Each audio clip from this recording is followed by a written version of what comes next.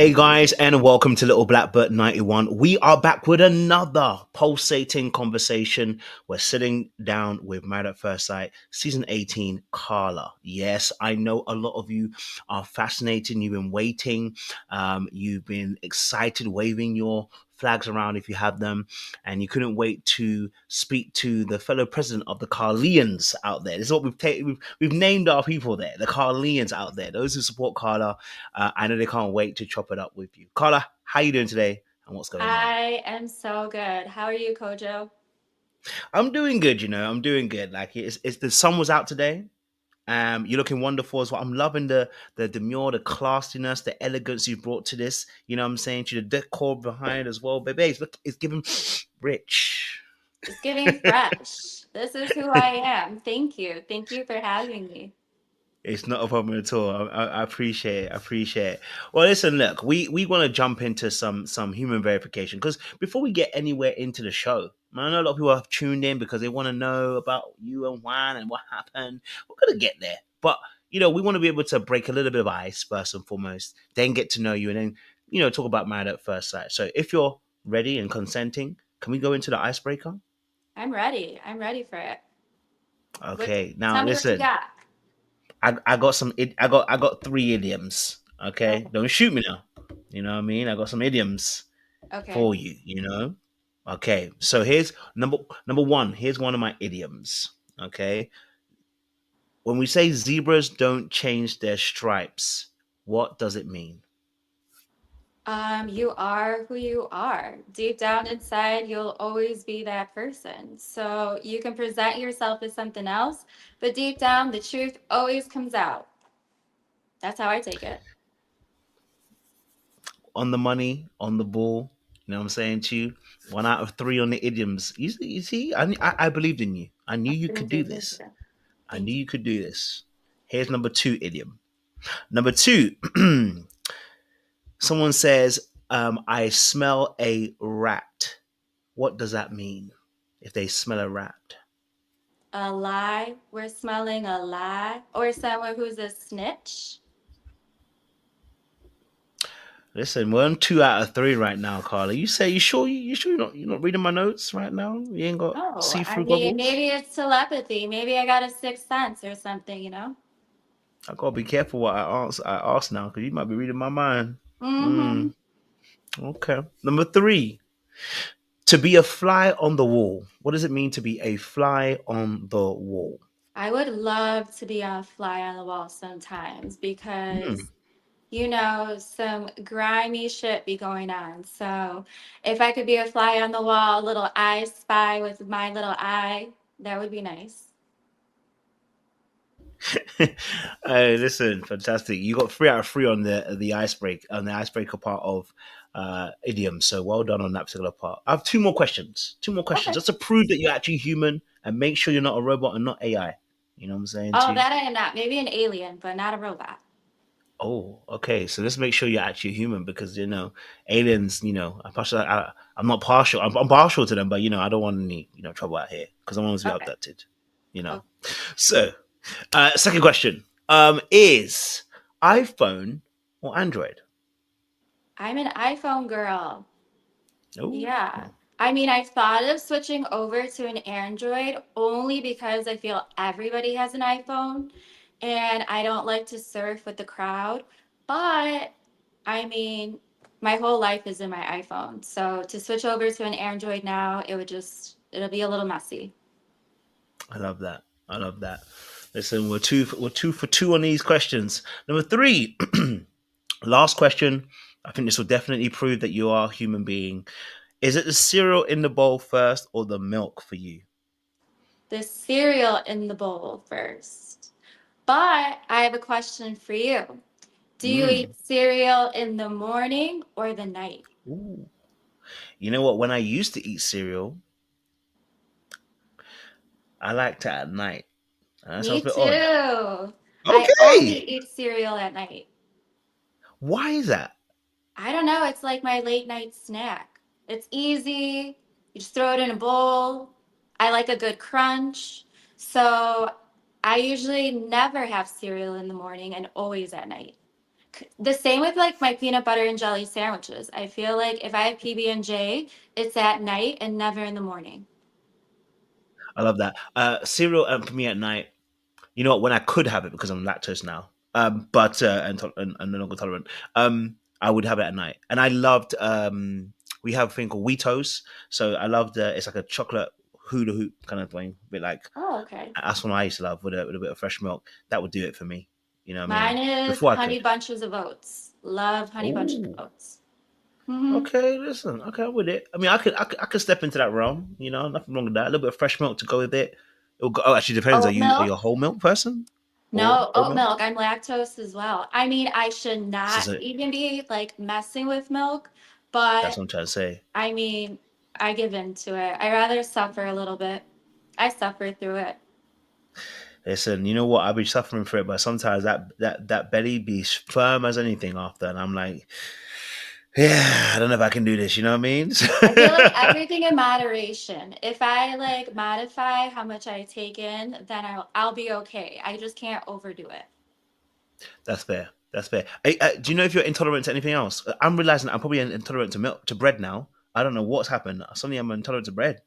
I just have like a super sensitive stomach. So I am intolerant to a lot of things. Like I think I overdid it with the flaming hots growing up. So I'm sure I got an ulcer somewhere in there because if I have too much spicy food, oh my God, I pay for it. Like it's the worst pain ever. But that doesn't stop me. It doesn't stop me for some reason. And I'm Mexican, so I literally put salsa on everything. I just need to chill. I like tell myself, Karla, stop, like modify it. But sometimes I get too excited. I love the fact that you can battle through it. You know what? I've been trying to battle through it, but yeah, the way I've been feeling and clutching my belly top, you know, I've been walking like an old man. So I'm like, you know what? We got to release it. Whatever I got to do, we ain't doing it no more. So yeah, I definitely hear it. Gluten's out the window for me now as well. So shoot, Ooh, you're hey, strong. You're strong. I know, I know. I mean, I miss my bread, my French stick and butter, but what can I do? You I know what I mean? love Something's got to bread. go. I love bread. I love Same. it. I'm a bread fan. Since we're talking about bread and we're talking about obviously intolerances, um, my first question to you is because we want to get to know you a bit more, Carla, you know, and understand you as well. Because the show always gives an edit, right? And it tells us what your story is. But outside of that, you are a human being. You've lived life, you've had experiences, you've seen different things.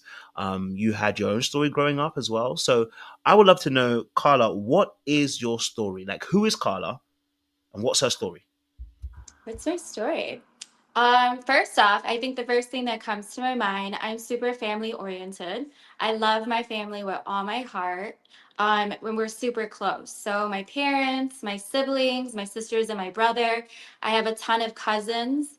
So I feel growing up, I was always around them. We were always together. We were visiting each other's homes. I would say I'm super creative. I love everything that is art and music, whether that's dancing, drawing, putting routines together. So I used to like choreograph dances for the dance team that I was on, and even like my sister's dance team growing up. Um, yeah, I love reinventing myself. I feel like there's no limit to my potential. So if I have an idea, I'm one to just like go with it. I love adventure. I'm super spontaneous. Yeah, I'm grateful for the life that I created because my career is super multifaceted. So whether that's learning an instrument, I didn't play the piano that well, but just the fact that, I dove into it and, learned how to read music. I play the sound bowls now. So I'm kind of just whatever I want, I just go and do it. So you're. It sounds like you're someone who's a bit of a person who likes to go with the flow. You like to be free, be able to maneuver as the wind blows. So, I mean, when you were young, was there a dream, or was a dream just to be free? I think I've always just been free. And I'm so thankful for my parents because they allowed me to be free. Growing up, I was actually like a huge loner. My sisters, they laugh or they would like they'd be like, "Where's Karla?" And they already knew I was like in my room with like the music playing. I would be journaling or like playing with my Barbies, doing their hair. I was like highlighting hair with what was it, nail polish on my Barbie's hair. I'd be chopping up their hair and you would just like see it all over my carpet. Yeah, so I think I definitely I enjoy my alone time. So I think I've Mm, always been like that since the very beginning, and I think that's where I'm able to like, tap into my mind and be creative and write down all my thoughts. So yeah, I think growing up in a big household, there's a lot going on, right? There's a lot of mm, personalities. So luckily for me, everybody always accepted me for who I am. Yeah, so I think a big part of me is that introverted side where I like to be alone and I'm in my solitude.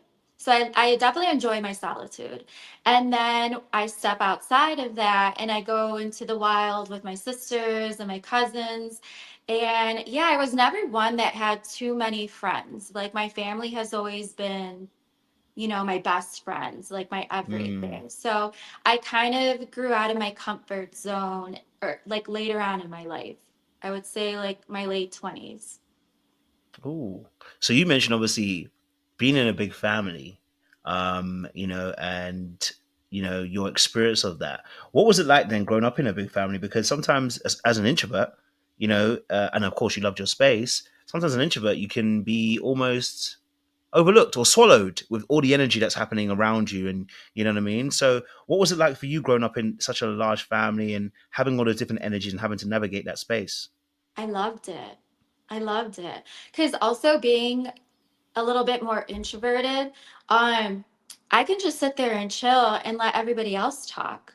I like being, around my entire family. So, if one person's not talking, the other person, then I was able to just to kind of like chill and sit back and listen to everyone, but like still be in the mix. And I think my parents did a really good job with giving us our undivided attention, like one on one. So there'd be so many times, like I said, my parents always appreciated me for who I was. I hated school, hated school. Like, I think my mom laughs because I asked her when I was like 4 or 5 years old. I said, "What can I be when I grow up that I don't have to go to school?" And my mom's like, "A maid." And I was like, "I'm gonna be a maid when I grow up. Like, that's what I'm gonna be. I do not want to go to school." So my mom would tell me, like, in the morning, she's like, "Do you like not want to go to school today and spend the day with me?" And I'm like, absolutely. So my mom was so supportive. I would stay home from school, spend the day with her, just me and my mom. And yeah, my mom's like another sister. She's my best friend. So I love when we're able to find out about the relationship between parents and children, because I think it's a great insight, but I also think it's like powerful because sometimes we notice some of the characteristics that we take on as well. So you mentioned your mom. What are some of the traits that your mom has that you have taken on and you've noticed as an adult that you do the same as your mom? Oh my God, so much. My mom is so creative. My mom can make something out of anything, whether it's in the kitchen. Like, I think I have nothing in the fridge. She'll go in there and whip up an entire meal for like everyone. And she loves to write. She loves to, um, expand her vocabulary. So even if she's writing a letter to someone, she has her dictionary right next to her so she can find the right words. Yeah, and my mom has the biggest heart. And sometimes, I mean, it's a strength, but then it can also be a weakness, right? She just overextends herself, and she's the nicest person in the entire world and truly wants the best for everyone. So as an adult, I obviously took that on. But through therapy, I learned not everyone deserves your niceness. So I had to learn boundaries. So I think that's one thing that I had to tweak a little bit from my mom is setting healthy boundaries for myself. I love that. Yeah, boundaries is a big thing, and it's funny because I think like we always think like for instance, like you said, over giving is part of those boundaries, and people that take are also part of those boundaries as well, right? So some of us are takers rather than givers. So boundaries is a big thing, and especially if you're somebody who's always been in a space of trying to be a light to people and be nice and kind and try to see the best in people, right? Yeah, Um, for it can be sure. very tough. How did you find growing up navigating that space? I know you said you went to therapy for that, but how did you find navigating that space of being somebody who maybe overgave or gave so much to people and then finding out the world doesn't necessarily, well, actually, saying that, your experience might be different. What was your experience of being an overgiver in that space? I think I mean, I definitely got that from my mom, but my parents also taught me a lot from their upbringing and their life experience. So I think, they always warned me, like, yes, we are givers because that's who we are naturally inside, and we should never change who we are just because someone's showing us different. So I think I was never too over giving. I am a very nice person, but I think that's where I tap into my dad because my dad will like, he's a little like feistier. So my dad don't play. So I think I got a good mixture of both my dad and my mom because, and I think I am very intuitive and I always have been. So I can read energy very easily and like, I can tell when someone's trying to like siphon my energy versus replenish it. But of course, I think through therapy, um, I think I always had good boundaries with friends. I think it was in my romantic relationships that got me in trouble. That's when it was like the romantic relationships. I've had three serious relationships in my life. And I think I probably stood in them a little longer than I should have. And that's because I am such a loyal person. So that's where therapy came into play. I'm like, okay, like when is it enough? Like when do I need to cut someone off romantically? Because to me, the way that I processed it was like we're in a relationship, I'm in it to win it. And I was always able to see like someone's trauma and understand their upbringing and why they are the way that they are. And it was just like my natural maternal instinct to kind of nurture them. But I had to learn when to like cut it off. And that's when, I think I learned that around like 27, 28 years old. Which is fair, because I think even myself learning about being an overgiver, you know, I mean, mine probably was a bit more. I don't want to say more toxic, but I guess I was always s- dating people like yourself. I dated people who I was having to fix, Hmm. because my nature was to try and help.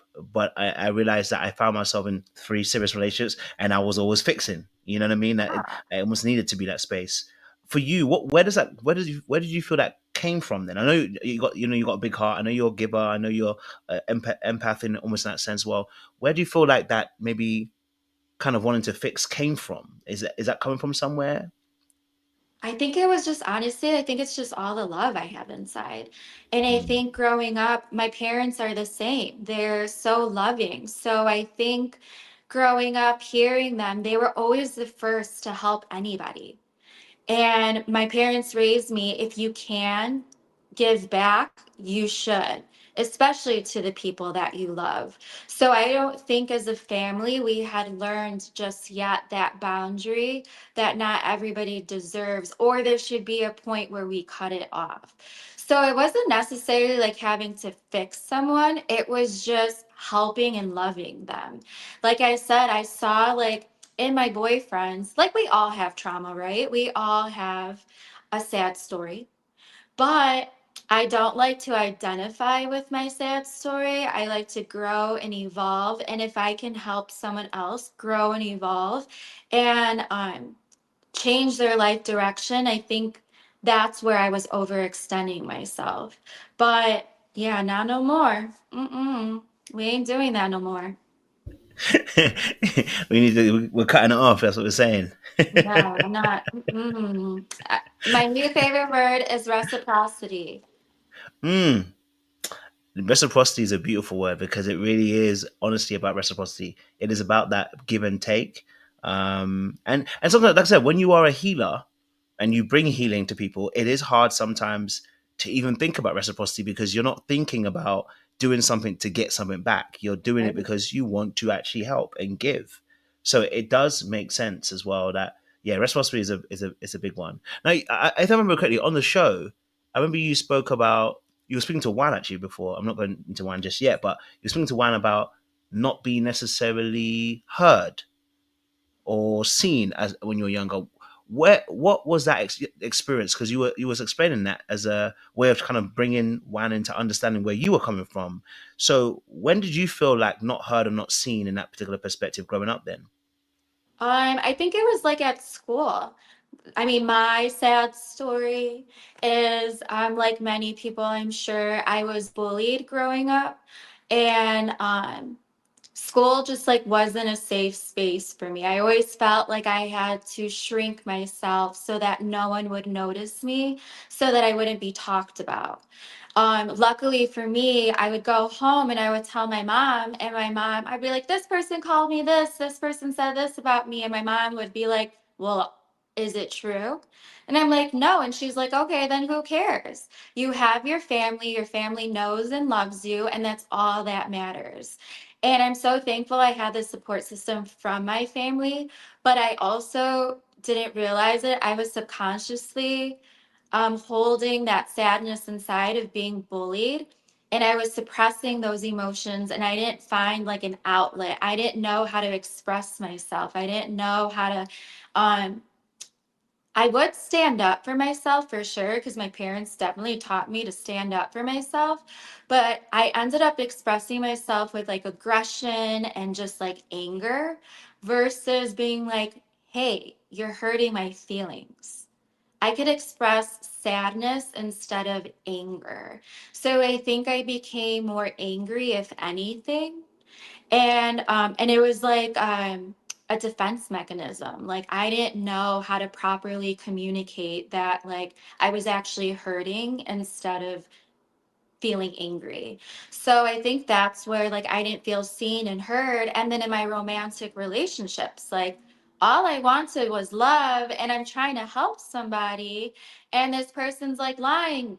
They're lying to me. They're cheating on me. They're like, and I'm like, hey, like, why aren't you seeing all the love that I'm giving? And in return, I'm just getting this like heartache and this like pain. But I mean, I think like many, I think that's the point of life. I think you have to go through that darkness to find your own light. And, I don't blame anybody. It just like is what it is. Cause like I said, everybody has a story, right? Um, and luckily for me, I feel like I wanted to get to know myself on a deeper level. So I kind of did the work and start it from like the very beginning. And I think the beginning for me was the emotions that I was suppressing for being bullied.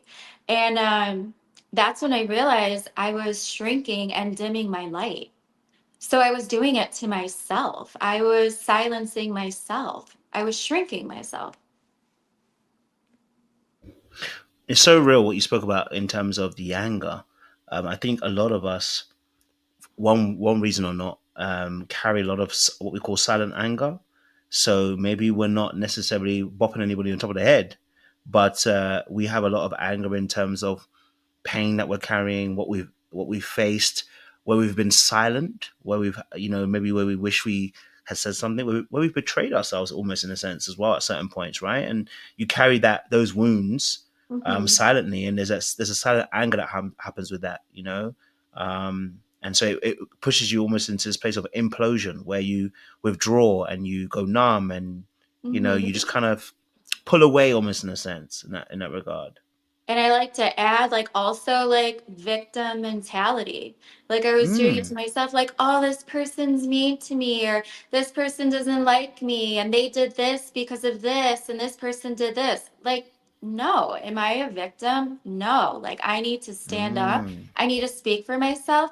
And I think that's what led me to create these boundaries, because it's like, if I learn to communicate properly how I'm feeling inside, one, this person could accept my feelings and my boundaries, or two, they can, retreat and be like, no, and give me pushback.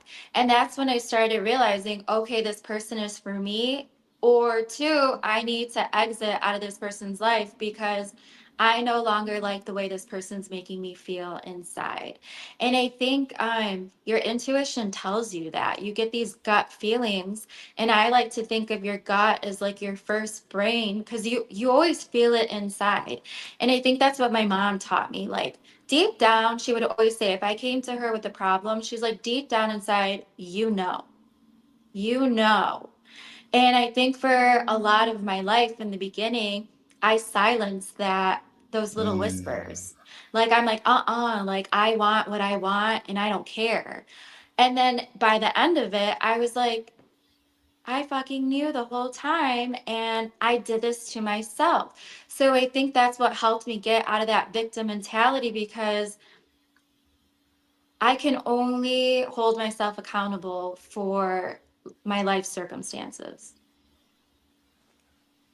100%, 100%. And I think anybody listening to that, should take that on board, because it's like, it's so tough. Because, like I said, when you're a healer, you want to be able to help people out, and you do feel hard done by, because you have been hard done by. But you're absolutely right. There is a accountability that we have to take in order to make sure that we are not allowing ourselves to be a victim in situations where we actually have played a part in it. So we take control of our narrative in a sense. Mm-hmm. Hmm. Yeah. I love that. Hmm. I think Okay. reflection is huge too.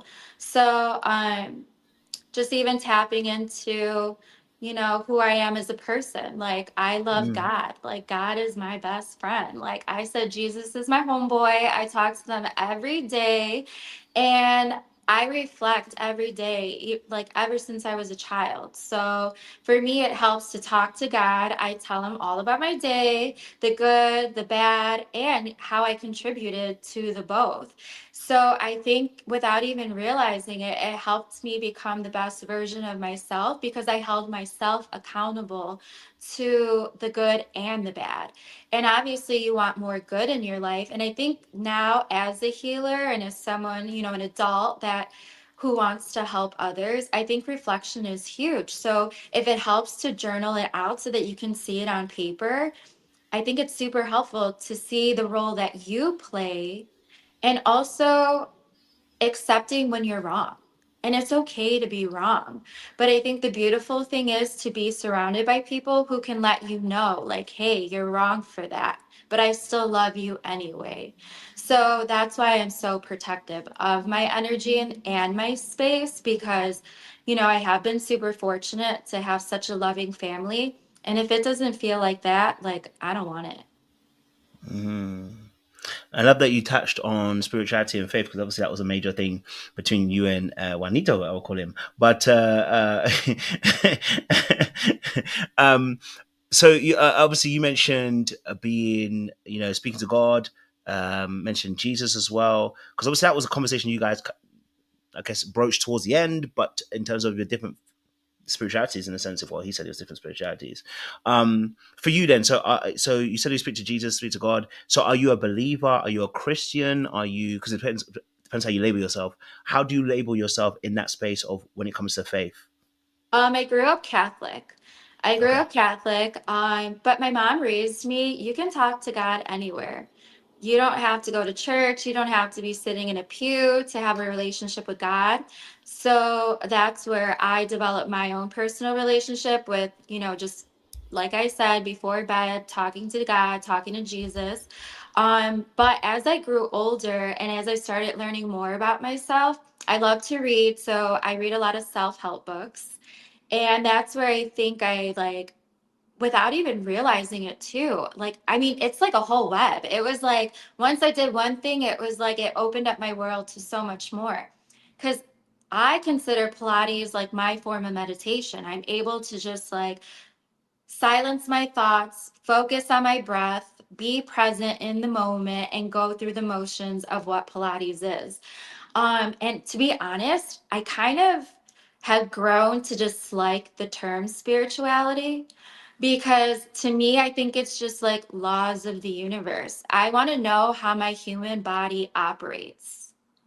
And I think the fact that we label and identify, I think labels separate. And I think the more that I dove into all like different types of religion, like Kabbalah, Buddhism, Christianity, Catholic, whatever it is. I don't know them all, so I'm not going to claim that I do. But a lot of them have so many similarities. We're just calling them different things. So that's why I hate labels because it just is what it is. And if we took away the names of certain, people in the scriptures that we're reading, they're like the same person. So, yeah, I just like to think of it as like, how can I operate this human body as best as I can? I believe we are all energy. And I also believe you have to understand science and religion to combine the two, which is quantum physics, to understand who we are and how we operate. Hey, I hear it, and I love the perspective that you are open and willing to learn and to grasp, and able to take in different perspectives as well in that perspective. So I definitely hear that as well. So I can see why you and one were matched. I can't lie. I can see why you guys were matched. It's making more sense now. Really? Why Um, is that? I think because obviously, I think the way that I know he said about spirituality, but he described spirituality in the same way that you described it.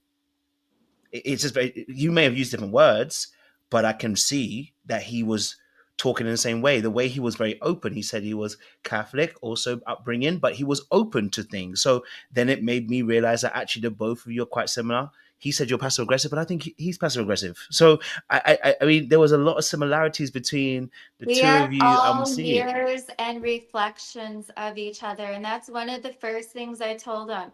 You call me an apple, I am your reflection. We Mm, are one. So, yeah, I also told him, so him and I used to like to read before bed. okay. And I would be reading, a spiritual self-help book.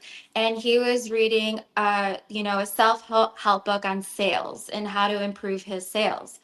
And that's when I realized we're learning the same thing. It's just different verbiage. I Mm. love the woo woo. I love like poems. I love being extra.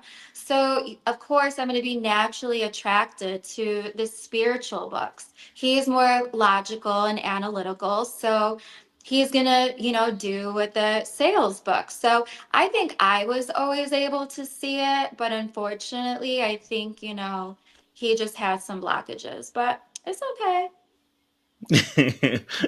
I definitely hear that.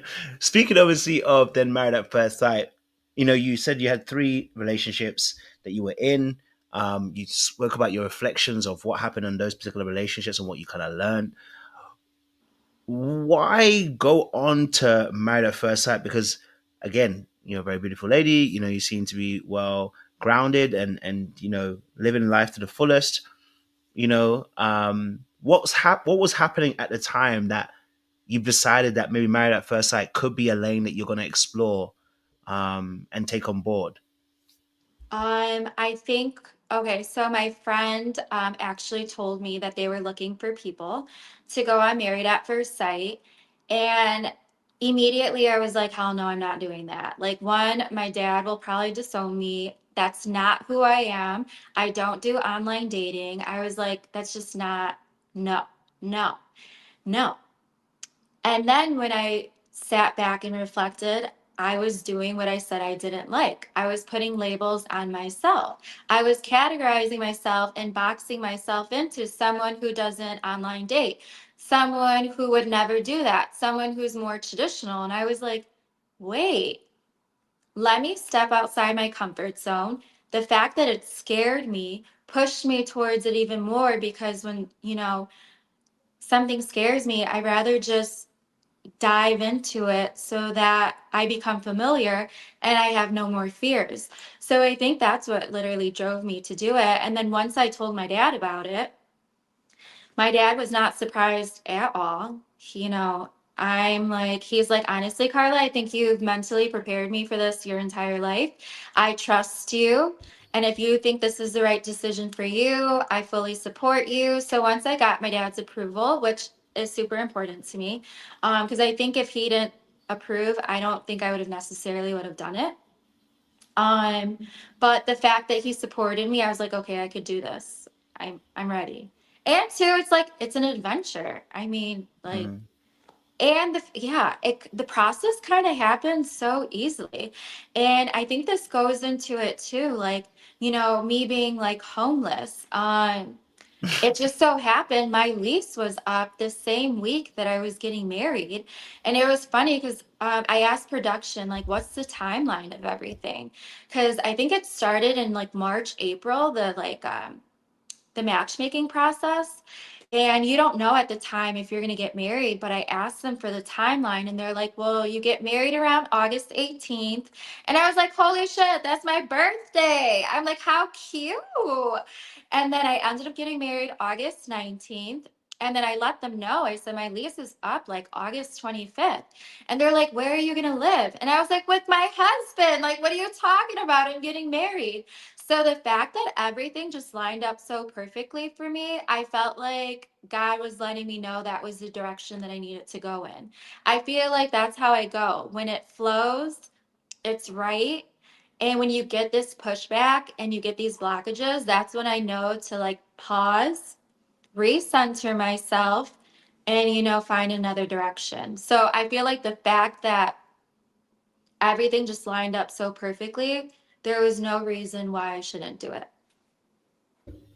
I hear it. So you're saying all the signs, uh, all the stars were aligning, as they would say, right? All Mhm. the stars were aligning for you, quote unquote, homeless, and you know, because I know you probably see some of our conversations, but I everything heard you aligned for calling you. me Dusty, Hey, you know, listen, you know what? You but I heard know, the yeah, we apology said some too. things.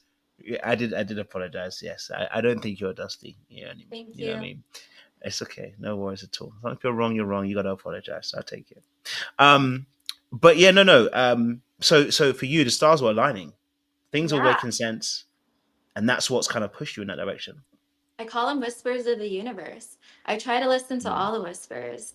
My intuition first and foremost, but yeah, I think there's so many signs and synchronicities, and I think if you're present in the moment, you can hear them and you can see them. So I kind of let that guide me through life. So then, getting onto the show. I mean, even applying for the show, did you? As the stars were aligning, of course, everything you're talking about, obviously, when you're at the other end. But when you started applying, did you feel like you were going to be chosen? Was it? Did you have that original feeling? You know, did you have that? 'Cause sometimes you have that feeling, right? That you Yeah, think that you're going to be I somewhere. think Did you think you so. was going to be chosen? Yeah, I had this just like inner knowing. I like once I have my mind set on something, I kind of just like I'm like okay, I like leave it up to God. But yeah, I think I always kind of knew deep down inside, because it's funny. My friend, she's also very literal and analytical. Like she's like, Karla, what's your plan? I said, girl, I'm getting married. And she said, but you don't know that for sure. And I said, I think I do. I'm going to get married. Like the fact that everything was just flowing so perfectly, and like even with the matchmaking process. So they don't really tell you anything in advance. Like they literally call you the day before and they're like, we need you here at this time. They don't tell you for how many hours. You're just supposed to show up. And I probably had like two interviews at the time. And I asked them, do I need to block my schedule? I'm a hairstylist. I'm booked and busy. Like, I need to know a few weeks in advance if you're going to need me. They're like, no, no, no. We'll give you plenty of time. You're good. So I'm like, okay. I get a phone call on a Thursday and they're like, oh, can you come in tomorrow at 1 p.m.? And I was like, on a Friday? Absolutely not. Like, thank you so much for the opportunity. Peace out. I asked you. You didn't tell me. I don't have time for this, but I appreciate you. Thank you. And I think what gave it away, they're like, well, what time can you come? And I was like, at 8:30 in the morning. And they're like, oh, okay, perfect. We'll make it work. We'll make it work. And I was like, oh, shit. Okay. And I was like, well, how long do you need me for? And they're like, probably like 3 hours. And I was like, oh, no, on a Friday, I'm a busy hairstylist. I can show up for an hour and 15 minutes, and that's about it. So I met with Pastor Cal, I met with Dr. Pepper, but unfortunately I didn't have enough time to see Dr. Pia. So that's why Dr. Pia did a home visit and came to my house, and that's where I met her. So yeah, like anything I asked, or just like I said, it just kind of all fell into place. So I was like, Mm. okay, I'm about to get married at first sight. I love that. I love that. And sometimes you just know life just lines itself up, but you kind of just know that things are gonna work. And it went like you said, you get uh, um there's a flow. There's a flow of things. Like the door, it's like all the doors are open. You're just running straight through all the doors. You know what I mean? Like none of them's shut, and it's working in your favor. Okay, Yeah, and so I will say this, mm, my life isn't always perfect. I wish. of course. Like, there's definitely times where I'm just like, what the hell is going on? Like, what? And I mean, sometimes, but that's like the ebb and flows of life. And sometimes I'm in a rut for like a couple of weeks or something. But that's why I think it's so important to have tools like therapy, like for me, it's exercising and having a sound bath, because I think that recenters you and brings you back. Like it brings you back into alignment. It's just, that's what life is, right? You're constantly moving and going in different directions, but I think it's super essential to have those tools to bring you back. Mm. So let's take it forward a little bit. Then we're on the wedding day. You know the bells are ringing. You're in a fabulous dress. You're coming down the aisle, and you get to see your groom for the first time. I want to know from your perspective, what did you think of your groom? What were your initial thoughts? Describe it for me. Let us into your fabulous mind. Let us know what you were seeing. Picture it for us. Yes. So I'm walking down the aisle, smiling. I look to my right. I already know my family's to the left, so I give him a little wave. But I think I was more focused on his family. Like I wanted to feel and see their first reaction. So I saw smiles on everyone's faces. So I'm like, oh, okay. Okay, his family's smiling. I'm good. And honestly, I was more concerned about his mom. Like I look down the aisle, I see Juan. Juan is smiling. He even looks a little teary eyed. So I was like, okay, that's a good sign. He's tall, he's handsome, he looks like a little Barbie doll, like a Ken doll, like a little Latino Barbie down the aisle. So I'm like, okay, you know, um, so far so good. But once I got to the end of the aisle, I think like my instinct was like to immediately look at his mom, because I know my mom and like it would read all over her face if she's happy or not. So I saw his mom smiling. She looked so happy. So I felt like I was able to relax a little bit. And then, yeah, I thought Juan was handsome. He definitely gives a powerful stare. So I think once we locked eyes, it was this like, I felt like he looked inside my soul, just like staring at me. So I think that's when I got a little nervous, because I was like, oh shit, the eye contact is like real, like goddamn.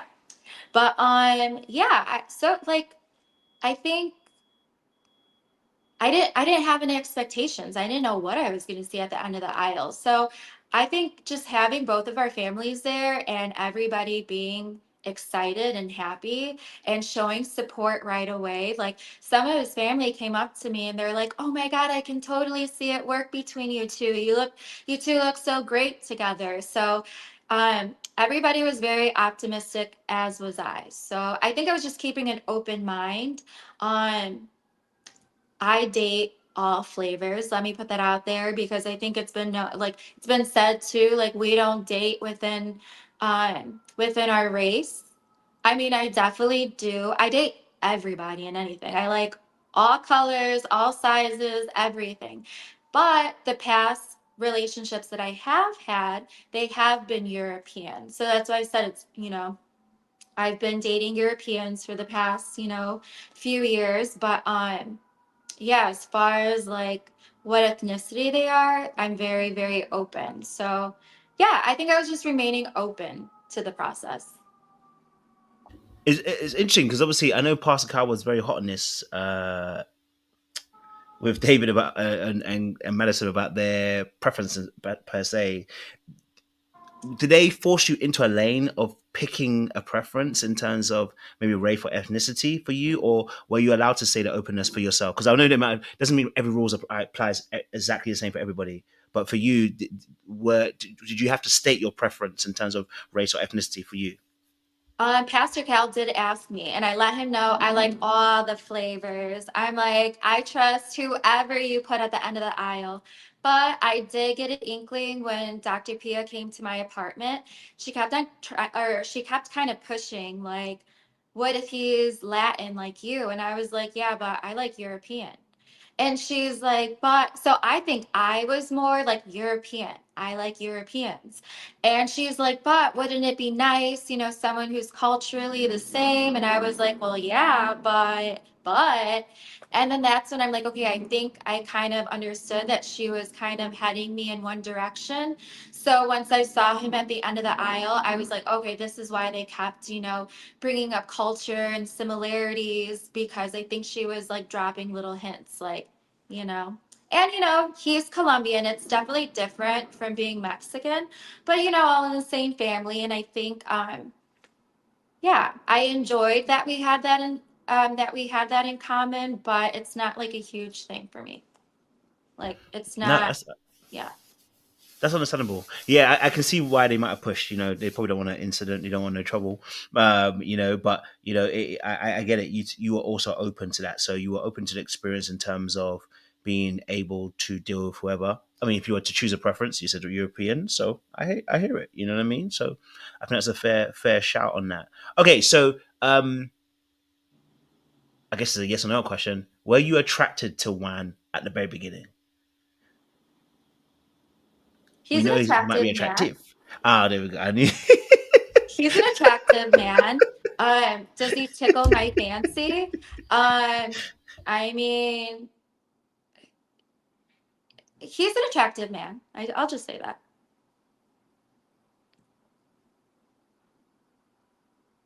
that. So for you, you weren't necessarily attracted at the beginning because I asked him the same question, and I'm wondering if you guys ever discussed it, or when you discussed it, whether you were actually attracted to each other. Because I think you can always see somebody who's attractive, right, and say, "No, you are an attractive person, but I don't necessarily find you attractive." You know what I mean? I'm not attracted to you. Yeah. Did you I guys ever have that conversation, and when did you have it? I think we did have that conversation and we had it pretty early on. But to me, I felt like it was interesting when he decided to share that because I felt like it was more of like an ego thing to like, you know, I took it more as like an ego thing where he's like he said it in the sense where I usually date girls who do triathlons. That's how he let me know like his type. And I was like, ain't no way I'm about to cycle, swim, and run. Like, okay. So he said it more in those terms. He dates girls who do triathlons. So I already like obviously that ain't me. So I was like, okay. I don't really know what those girls look like, Do you but sprint? Maybe you sprint. Maybe you can 103. No, no, swim. I'm a Maybe. Pilates princess. I'm not doing that. I'm not doing Fair that. enough. I'm not doing Fair it. enough. I mean, that's amazing for those who do. I'm just not gonna do like no, I'm not there yet. I'm not there. I don't know if I'll ever be there. It ain't me. It's not me. Mm-mm. I love the fact that he said he wanted a triathlon type of woman. So, yeah, I wonder. Was he able to elaborate on what that meant? Because I guess it's quite a broad spec. I know it's not a broad spectrum, but it's athletic kind of look. But I don't know if there's a, did he expand on that further to come and give you a bit more perspective on that, just to make it clear? Because it sounds a little No, bit because up in I the air. didn't care. Okay. No. I was like, okay, okay, cool. I date Europeans. You ain't it. But Mm. also, too, like I said, I was just keeping an open mind. I heard what he had to say, and I was just like, okay. But I think, too, what I'm learning, like I said, is to communicate a little properly. So I probably should have asked him to elaborate, but I think at that time I wasn't there. I didn't That's know fair. how to, ask the right questions. So if I can go back, that probably would have been, I think I would have asked more questions. I'm more like observant, so I kind of just listen and observe. So yes, if I could rewind and go back, I think I would have asked him more questions to probably get to know him better. I think I was just like taking in what he was saying and kind of maybe, being like, okay, well, that's not me. This is his way of letting me know that I'm not his type. So I just kind of Mm. took it like that. And I'm like, okay, How early on did you guys have that conversation then? probably like week one. Damn, that's early. Mm-hmm. Did that change? I know you said obviously you're still open to, but did that in any way change your trajectory? Because now you know that he has a type, you got a type. Did that change your trajectory? I think a lot of things changed the trajectory in the first week. Yeah, so I think we got to know each other very early on or things about ourselves. And I think what's coming into play, what people are hearing about now, it happened the first week. So I think there was this game of like vulnerability, right? And it was like we're tiptoeing around each other. We have the elephant in the room that like we don't really want to talk about. But then I think that's where like I brought up my past. I get in protection mode and I want to like Mm. nurture and protect. So that's where I feel like I was like, oh my God, I know something about this person that I feel like I need to protect. So I think if anything, and I think that's where maybe he might have distanced himself, and I think that's where his ego came into play. And I think throughout the marriage, I think we definitely respected each other. I think we were open. I was very open, but I was definitely able to tell we were like doing this tango. Like if I pushed back a little bit, I think he would try, and then if he pushed back, I would try. It was like, I don't know, that's the way I took it. I think it was this like, yeah, this play of we just never were vulnerable at the same time. Mm. Oh, I love that. Well, can you expand on that a little bit more? I think that's a really powerful insight that you just given there. So, because obviously we saw like later on, I know I'm kind of jumping a little bit because we did see later on that you guys did have the aspect of the letter situation, which kind of went a little bit. I don't want to say went left, but we saw that there was that difficulty of trying to, I guess, be each other's vulnerable space and safe space for each other.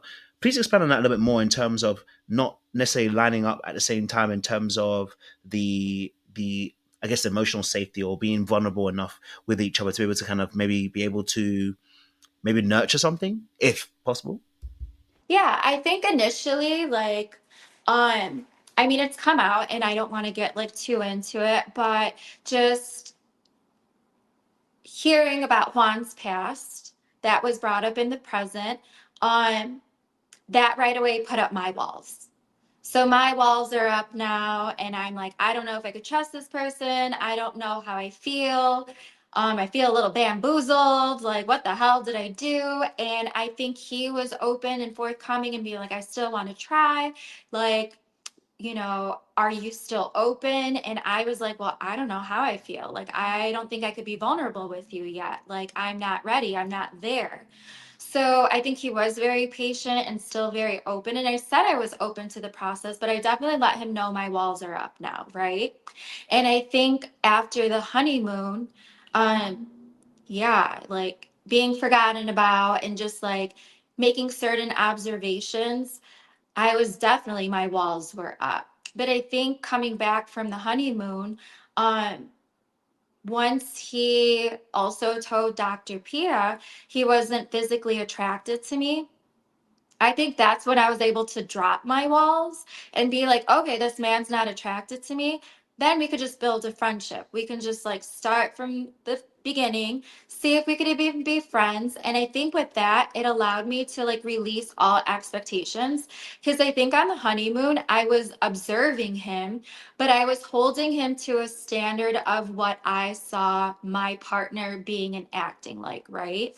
So I think after hearing I'm not physically his type, then I'm like, all right, we could just be friends and I could just accept this person for who he is. Juan has a lot of great qualities, and I was definitely able to see potential. But then I think like once we were developing a friendship, that's when we were able to be more playful with each other. We were able to joke around and kind of release the pressures that, you know, production is giving us. Because also like on the honeymoon, they're asking you really tough questions. They're like, how's married life? And I was like, I only know this man for 2 days. Like, what do you mean? Like, do you see yourself being with him for the rest of your life? And I'm like, how do you even answer that? Like, so I think there was a lot of tough questions, and there's a lots of pressure to feel that romantic connection right away.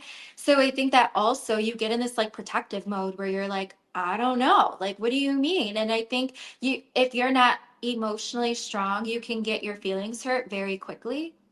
And I think that's where we're both similar. I think we're realistic, and I think we're, um, I mean, yeah, I like to call myself emotionally intelligent.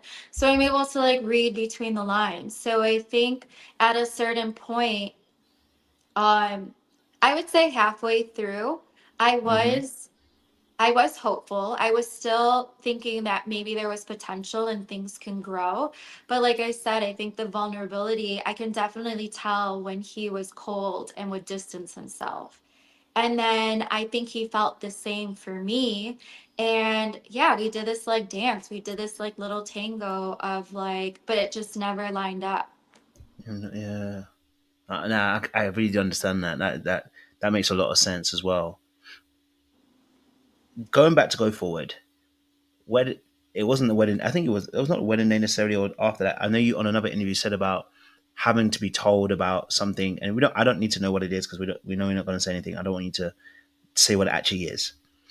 But in regards to the situation where one has to expose something to you to tell you, and they're asking you whether you want to continue or not continue, um, why do you continue?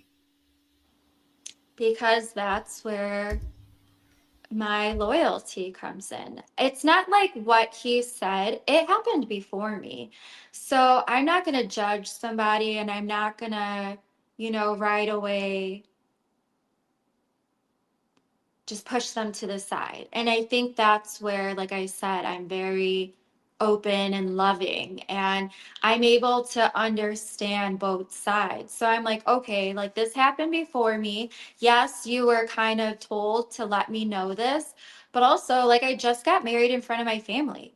I was also like embarrassed. I'm like, if I have to go back and like let them know that I was lied to at the altar and like all of that was a lie, like what was it all for? Like my family was there, and that means like a lot to me. So I think I needed to process what was going on. And um, you know, through my life I realized I don't make rash decisions, and I don't just like, I try to be less reactive and try to process. So that's what I said. I'm going to process this. I'm going to stay open, and I'm not going to judge you for what happened in the past. So let's just move forward.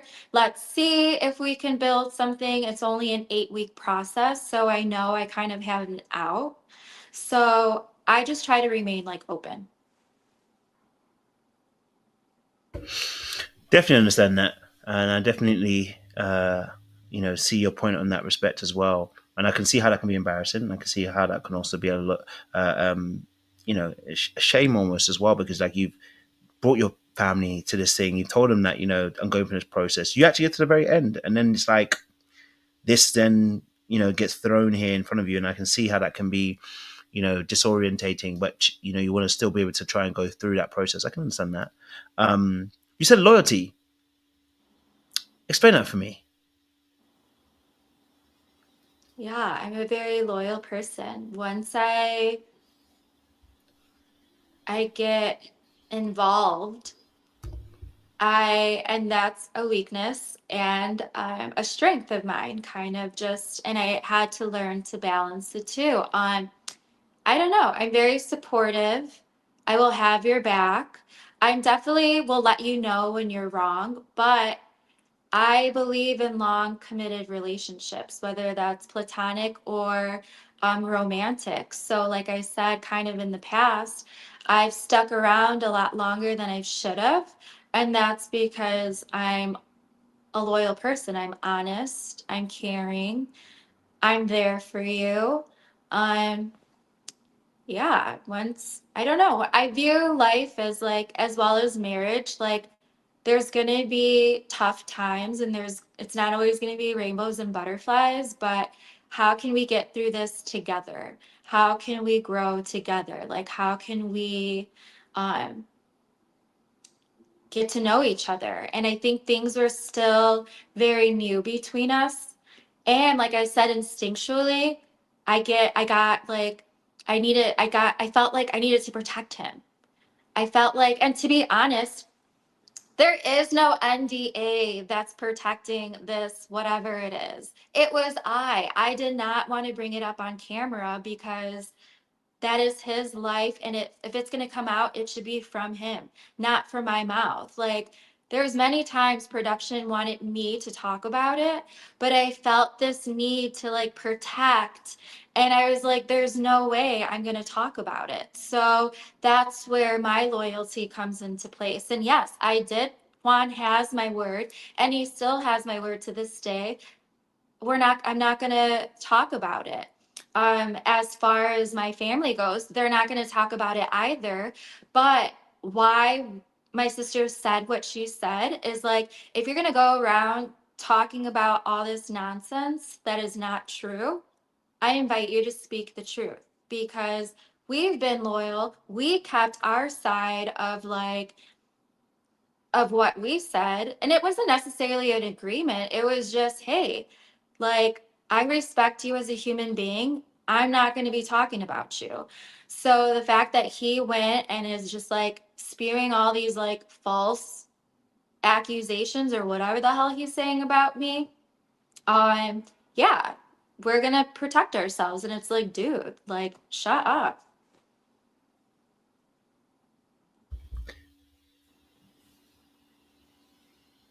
There's no NDA. Not regarding that. I don't think that does not cover, that's not covered in the NDA, because production wanted, they were asking me since the first day we filmed to the last day we filmed, they wanted me to talk about that. And I said, absolutely not.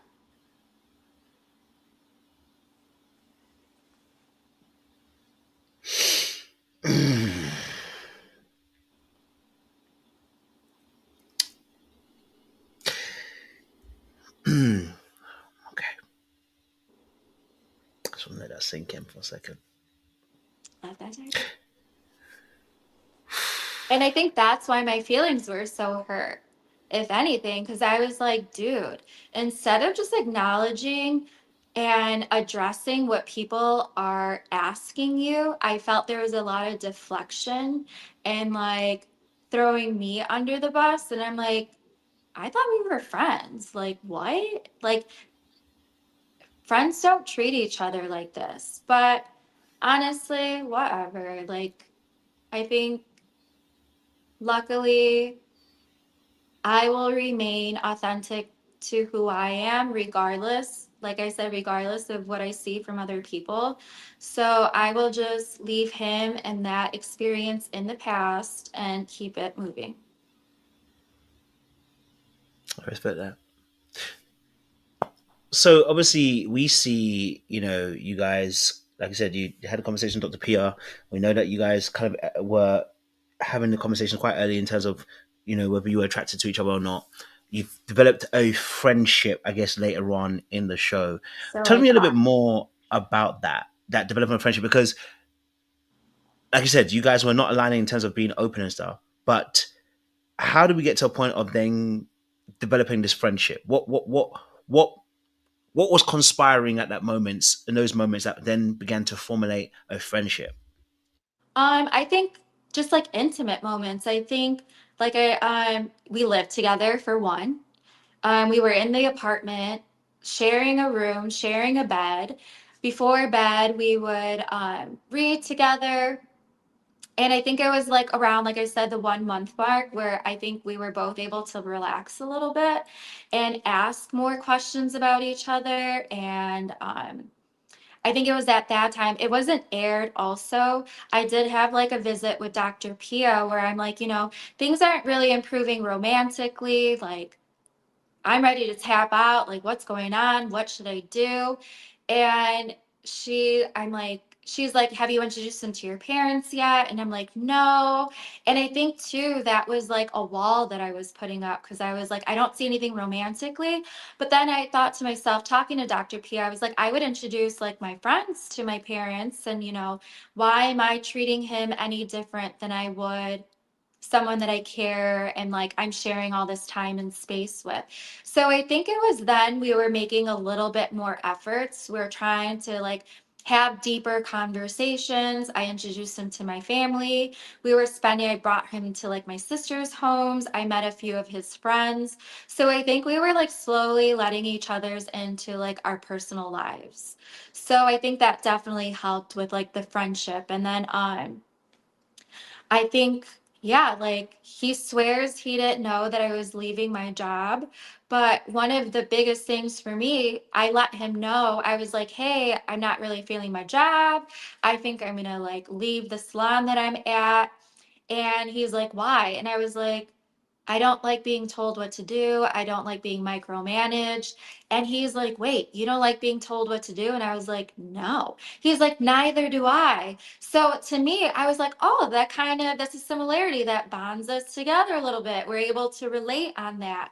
So it was just like finding out little things about him. I was able to see the similarities. And that's why I thought we were building a friendship. And it wasn't until I watched the show that I was able to see he actually had different feelings towards what I was telling him versus what I was hearing from him in person. So that's where we kind of started drifting apart. Did he have any dissenting views towards you, specifically towards you quitting the job? Did he have any dissenting views towards it? Did he let you know? I mean, that's what I mean by that. Did he communicate verbally that he felt any kind of way negatively about the job, that you about No. you quitting the job and stuff? No, not at all. If anything, I honestly thought he supported me because um, I let him know I was thinking of leaving my job, and then everyone saw when I actually told them I left my job. And yeah, he kind of, again, they didn't air this. They like edit so much out, but he was like agreeing with me, like, yeah, this is why we're self-employed. This is why we're able to have the freedom to do what we want. I mean, he definitely giggles at me when the way that I say it and the way that I expressed it. And I think that's why I'm so giggly on the show too, because I thought we were both laughing. You know what I mean? Like, that's why I am so just like, because I'm thinking this person supports me and like we're on the same page. And I did go to New York to do my client's hair. So I definitely did have a plan. I think I just wasn't so open to expressing it because I was also able to see he's so business oriented. I just wanted more out of the relationship. Like, I wasn't always trying to talk business, business, business. I'm like, okay, what else, you know? Like, my brain doesn't really operate like that. Like, I work to pay my bills. I don't like live to work. You know what I mean? I understand that. Um, and I get that, yeah, because obviously there was his dissenting views were rather on the aspect of the confessions necessarily as well. So I definitely hear you on that particular perspective as well. Um, then in regards to the house, such as the chores, the cooking. Juan let us know that he was doing 70% of the cooking and the cleaning, and it wasn't much of a partnership between the two of you. And that is the reason why this wasn't really working out. I mean, I think we now know he was never going to make it work. But I'm just saying, um, you know, what is your experience in regards to this house chores and the cooking situation? Yeah, that was interesting to hear, but I wasn't surprised at all because I'm like, there's just a laundry list of things that he can say about me, right? So I definitely wasn't surprised when he said that. As far as cleaning, I am very clean, so that's just a lie. And I did not appreciate that at all because at the very beginning, we said like I would clean the bedroom and the kitchen and like the living room, right? Just a little dabble here, and he would mostly clean like the living room and the bathroom. I hate cleaning the bathroom. Yes, I clean up after myself, but as far as like the deep cleaning, that's your. And I was like, wow, how great. That was so easy. We were able to navigate that as a team. You do this, I do that. So I definitely feel I kept my end of the bargain. As far as cooking, that's when I'm like, this, I cannot believe him because he was telling me that's his love language. First off, we're filming a lot. So we're filming 5, 6 days out of the week on top of our regular jobs. So it's not like we're spending too much time at home anyway. And production did a really good job with feeding us. Most of the time, we're going to restaurants and our meal is provided for us. So the times that he was cooking was like for breakfast, or if we went out partying and we wanted like a late night snack. And I thought that was his love language.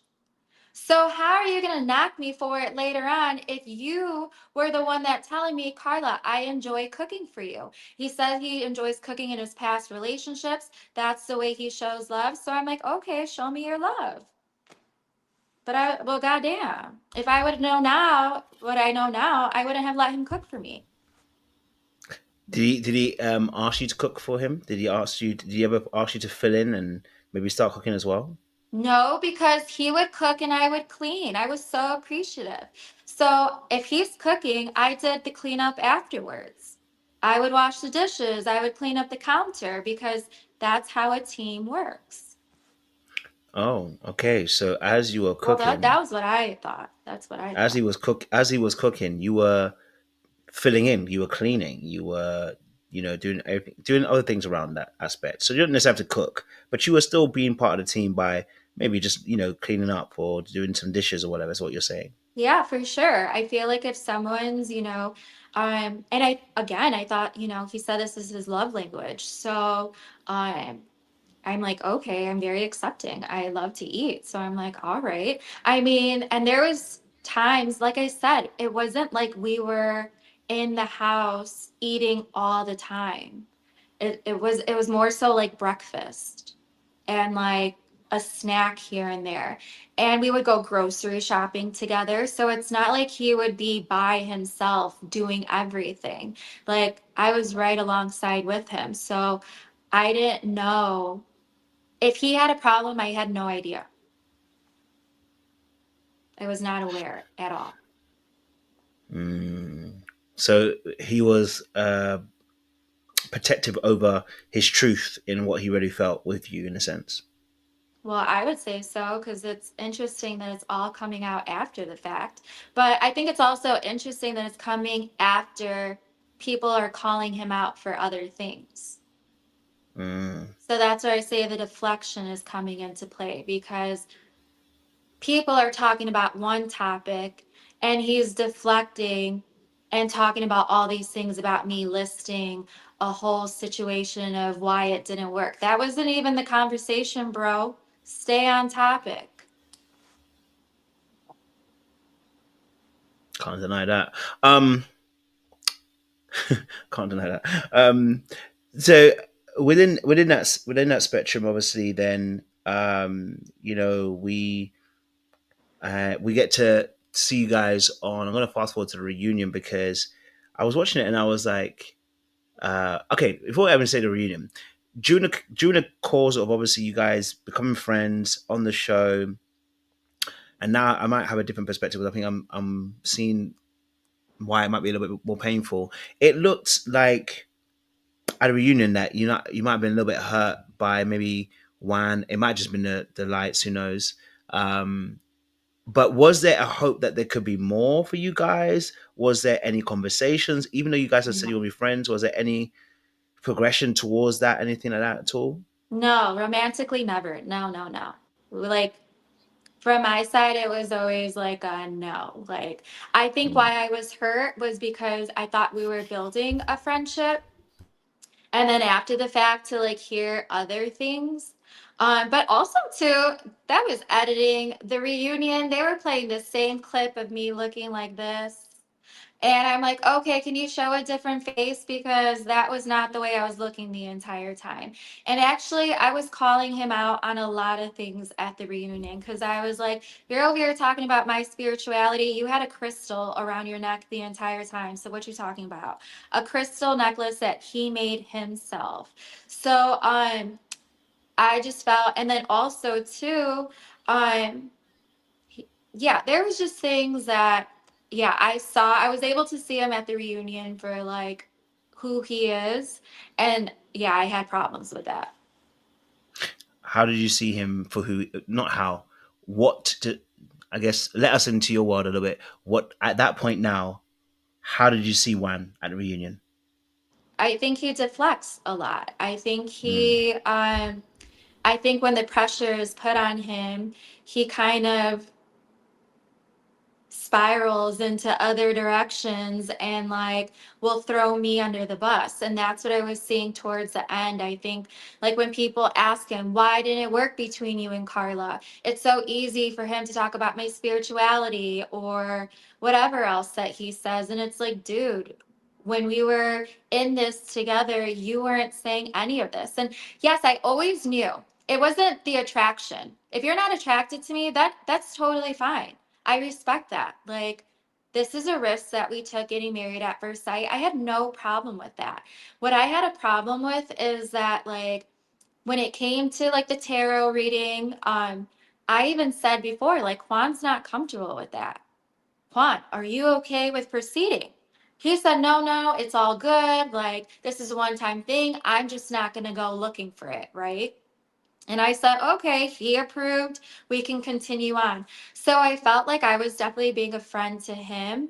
And then watching it, I felt like I wasn't getting the same in return.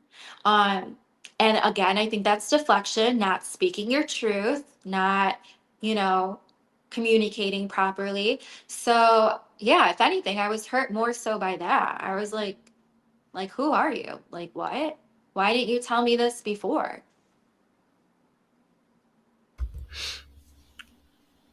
You guys became friends, and at the end of the season, he wanted to be friends and have access to you physically, as in meet up, have coffees, etc., etc.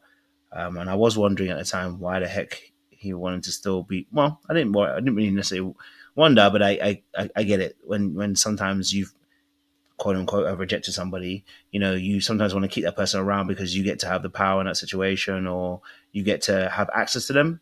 A bit like when you have a breakup and the person who broke up with you just wants to keep you around, say let's just be friends, and it's like Right. nada. What was your reasoning for? at first rejecting that proposal by WAN in regards to friendship?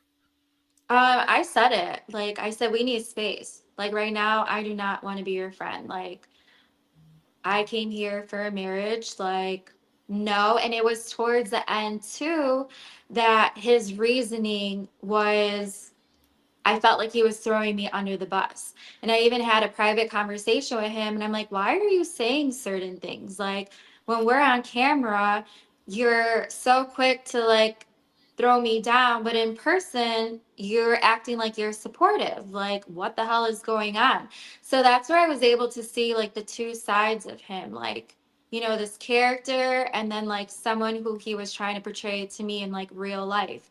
So that's where I felt like I definitely needed space after the fact. Mm. But we didn't go for coffee. I would say we went for coffee maybe like 8, 9 months later. And that was closer to the time that we were filming the after parties. So we didn't really start connecting again. I mean, we would send each other like memes here and there, but I think for me, it was like, it was tough. I'm gonna be honest. Like, I slept next to you every single day for 2 months. Like, how do you go from seeing each other every day, like sleeping next to each other, to all of a sudden, like, I'm not gonna see you at all? Like, it was kind of weird, and it was like a little transition that I had to like go through. So I think for me, it was helpful just to like send a meme or like because it nothing there was never a romantic relationship, so it wasn't like, what, I don't know, it was like it was weird, it was like a weird time. And there was no real reason for me to be like so angry and upset at him, so I think that's why like 8 months later I was a little bit more open to getting coffee with him, because there was never that romantic relationship that would cause me to hate him or something or have resentment towards him. I'm hearing you. So within that spectrum, um, within that spectrum of the situation between you and WAN, you guys all. Well, actually, I got another question. I know it sounds wild. My brain was just thinking about this for a time, and I know I skipped past it. Y'all were sleeping in the same bed for 2 months. Yeah. I just can't do it. So that's why I'm fascinated by this proceedings. What is that like? This is my own personal question. I'm intrigued because I'm like, I've never slept in a bed for 2 minutes, and there ain't been some sparks and some fireworks. So I'm just trying to understand something. You know what I mean? I mean, yeah, it was definitely interesting. It was very interesting, but I don't know. I think we found comfort in each other being in this like wild experience. To me, I almost saw it like we were each other's safety net. So Okay. it's like there's so much coming at you from all different directions. You have a team of production you have in your house every day, like setting up, and they're asking you all these tough questions. It was almost like I felt since I think very early on, clearly he was able to know that he can trust me. And I went into protection mode. So I think for me, we were each other's, yeah, like safety net throughout the entire experience. And then, meeting the other casts, they're so amazing, but everybody has their different personalities and there's so much going on. And it was like, holy shit, dude, we need each other. Like, almost like, what's going on? Like, so that's the way that I took it. I mean, I don't know. Clearly, hearing from him, maybe he felt differently, but I don't know what it was. I I know.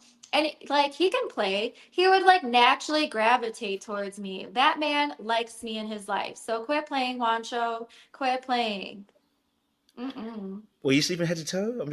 I'm really trying to figure this out. Huh? Head to toe? Was it head I, to toe? what do you, head to toe? Head to As head.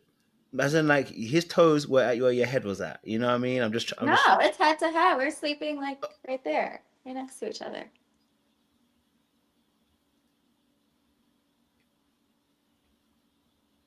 So head to head, there was no, My mom said the no, same. no She one made said, a move. how is that possible? I said, I don't That know. see, see, that you know that I'm not crazy. So No, there was you're nobody not made a crazy. move. I got that from a lot of people. Like they're like, what? I got questions. I got questions. I got questions too. I mean, I don't know.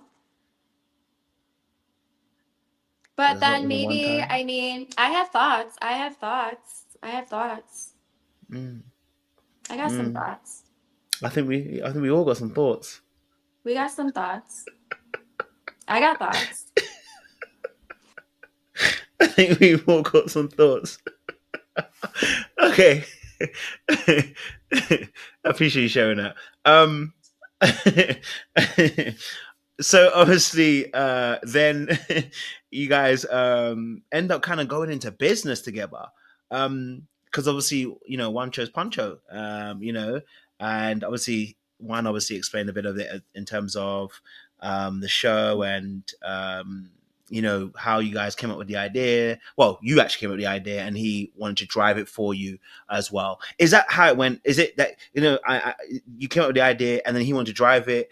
Is this the true statement of what actually happened? Because again, that's what he said. So I'm trying to Right. No, understand that what is your true. perspective. That is true. And I thought, to me, the way that I saw it, like I've always said, I'm more of like the creative mind. And that's where I think opposites attract, because I thought it was so beautiful. I was like, if anything, you know, we weren't, we didn't build romantically, but if we can build a business with each other, we're both, I'm an entrepreneur full time. He's like part-time entrepreneur. So, how beautiful could it be if we at least created something together? And obviously, we're all trying to make money, right? We're trying to come up in life. So, if we could both benefit from this, like how beautiful would it be? Because yeah, Juancho's poncho, seeing him in a poncho, I was laughing. I'm like, you look amazing. I actually like loved it. So I was like, how cool. Like Juancho's ponchos has like a little ring to it. And then it wasn't showed, but we had a couples journal. So he actually introduced that to me, where sometimes it's really hard to communicate certain things. So if you just have a notebook that you both share, you can write it down. So at the end of the night, him and I, if we wrote something, he would read it, and then we would come together and talk about it. So I will say that's where I kind of said this was a healthy relationship, because one, I was the healthiest version of myself in this relationship. And two, I think there was some great tools that we introduced to each other. Like, I loved that he brought the notebook into our marriage. I loved that, even though, like I said, I totally get it wasn't romantic, but in the end of the day, it was still a relationship. We were still, like I said, living together, sleeping together. So it was like, I thought we found a flow of like cohabitating. But I mean, now you're like, what the hell? On the reunion, because since we're cohabiting, uh, on the reunion, you guys also addressed the honeymoon situation right at the time. Okay, and the you forgot about me situation. Um, I want to know, obviously, from your perspective, what that was like from through your eyes. What was that situation like? Because we know what we saw the end result, but what was that like for you through your eyes? And that was hurtful. I thought that was hurtful. I was observing Juan throughout the reunion, and yeah, Juan definitely does what he does, like I said many times, with little to no consideration of me. And so the fact that he said that, it just kind of validated how I was feeling the entire time. I'm like, okay, literally, I see that. Like, I see it's very easy for you to forget about me. And yeah, like the thing is also too, so even just that night after he made that comment, um, I wasn't feeling too well. We went back to the room, and he's like, oh, do you mind if I go out with the guy? I'm going to go to the bar. And I'm like, okay, I'm just going to stay back in the room, like have fun. And he's like, okay, bye. So I didn't really see him till the next morning. Like it was already pretty late. I went to bed. So the next morning, that's where the whole, like, I said, okay, peace out. I'm going to remember to forget about you. And yes, yes, that was a little passive aggressive. I found and I relished in it, and I loved seeing him carry his plastic bag around the hotel. But I will say, we had the conversation that morning, like, hey, you hurt my feelings. That did not feel good. And he said, you know what, Karla, I'm so sorry I made you feel that way. I did not mean it like that. We laughed about it. And then come to find out, we added that to our little business. He was calling it a prison bag, so he created a prison bag. So to me, again, I was like, I communicated the way that I was feeling. I didn't understand where the passive aggressive comment came in because, well, maybe it was a little. I thought it was fucking funny. I was like, whatever, dude. I'm gonna forget about you. But yeah. But then I mean, I can also see both sides, right? I see where like the old me was coming out, and I like wanted to put my walls up, but I was very proud of myself for being like, actually, you hurt my feelings. Like, I don't ever want to feel like that again. But I think moving forward, that also, like, yeah, that's who Juan is. Juan's gonna do what Juan wants. And like, I was kind of warned by his family and by himself. Like, he's used to girls who kind of just follow along. And, that's just not me. There needs to be I'm re- compromise. They need to compromise. Yes, that that aspect of was mentioned obviously when you're D-Day, right? When you talk about the gym and getting up and stuff like that. Obviously, I know you've clarified this elsewhere, but just for those who haven't maybe heard it, obviously Juan said you didn't get up. He called you lazy. Um, Yes, he I did. want address that issue for us. What are you lazy, Carla? No, I'm At not 8 a.m. lazy. No, do I? No, absolutely not. This was just like so crazy because Mm. I get up by 6:30. I'm up. I have clients that I go to their homes at 7:30 a.m. I teach 8 a.m. Pilates class. So, not knocking anybody who likes to sleep in, but that's just not me. And I'm like, when he said it, luckily I was recording him record me. And again, I'm giggling in the background because I'm thinking he's joking around. Like, it was clearly 8 a.m. and he's saying it's 1. So I'm like, Juan, like, are you serious right now? But I'm laughing because I'm thinking he's joking. But I will say that is kind of also, I thought that was Juan's love language. He kind of likes to banter a little bit. So he kind of likes to poke fun, and I experienced that throughout our entire marriage. So I learned to just like laugh at it instead of taking it personally. So at the time, I didn't think he was going to run with this narrative. And that's what I mean. I think like I was able to see at the end, he runs with what serves him, what makes him shine bright. And that's putting me down. And to me, that's like not a friendship because I feel too, he had many opportunities to be like, well, actually, it was 8 a.m. and not 1 p.m. Like, I was being dragged through the mud. I'm like, really? And I even texted him and I said, dude, this is what people are talking about. They're like, are you serious? And he just laughed at it. And he's like, oh, I didn't remember that. And I was like, dude, well, I do. Like, I'm an entrepreneur. I own my own business. Do you not see how this can tarnish my reputation? Like, what? Like, if anything, I feel like that's a character assassination. Like, what are you doing? Like, but the people who know me, and they know that's not me, and that's all that matters. I was just in shock that he couldn't step up and actually speak the truth and be like that. I was just joking with her. I was poking fun. Why he didn't clear that up, I have no idea. Like, only he knows. But no, I'm not lazy. But I could say I could be lazy. Don't get me wrong. On Sundays, I will straight chill. I will straight chill. That's my laundry day. I sit my happy ass on the couch. I put on some movies, smoke a joint. I'm not moving. I'm good because I'm on my feet all day. So I don't care. Yes, I can be lazy if I want to. Since you said about smoking a joint, please address that particular aspect. 'Cause I know that people would want to know about that too, in regards to that was mentioned. Sorry, Um, mom. My mom's not going to like that. Sorry, mom. My mom's going to be like, oh my God, Karla. She's like, oh my God. She's like, I raised you. That's not why I raised you. Yes, exactly. She gets like so embarrassed, but it's okay, mom. I still love you. I'm actually okay. So, I do smoke. Do I? I can definitely go periods without smoking. So, like, yeah, right now I haven't smoked for a couple months. Um, but I don't see anything wrong with it. Like, I definitely like to smoke to like unwind. I rather smoke than drink.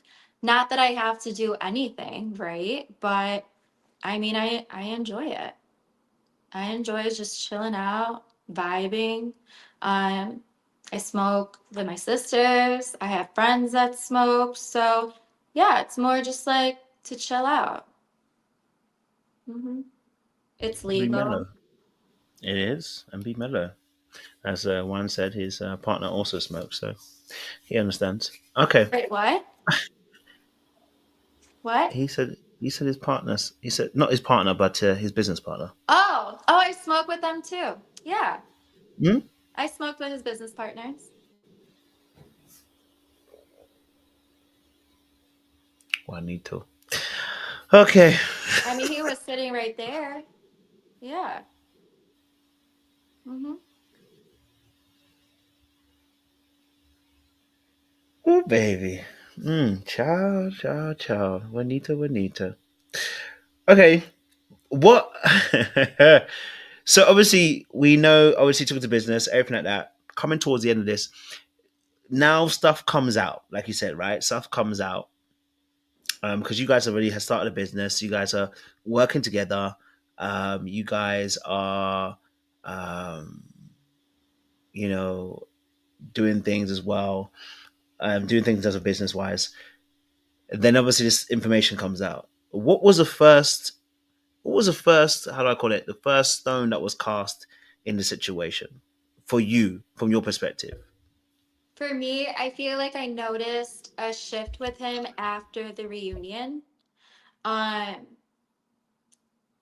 like I felt like I could definitely tell he was like distancing himself and like, so I'm like, okay, that's cool. Like, life goes on, like whatever. But then also like watching his interviews, hearing what he has to say, it almost made me feel like, were you just keeping me around so that you made sure I was falling in line and not actually saying certain things, right, that he didn't want me saying? That's the way I took it.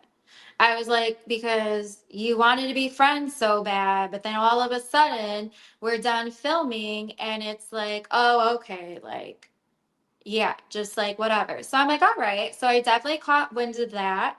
And then two, hearing what he was saying on camera, I was like, dude, you didn't say any of that shit to me when we were together. So like, why am I having to hear it on camera? So I don't do fake. I don't like I don't like fake people. I don't like fake situations. If you're my friend, you're going to be my friend and be a loyal friend, or I don't need you in my life at all. So that's when I started kind of withdrawing from the relationship and just like distancing myself until, yeah, I got to a certain point where I was like, honestly, like, this isn't really serving me besides the business. You're not really adding any value to my life. Where's the reciprocity? This ain't a real friendship. So let's just call it what it is and like, part ways. And it was like really, really. So I had told him, I said, you know what? Let's be real. We're not friends. And I mean, I did release the text messages where I told him like, I don't want to be your friend. I don't want to talk. Let's just part ways or whatever. And then I think it was like the very next day on the It Takes Two podcast, I see this novel that he wrote. And I was like, oh, hell no. So after that, block. So there is no communication between us. Because, yeah, I think that I was living inside of him this entire time. I mean, we saw it.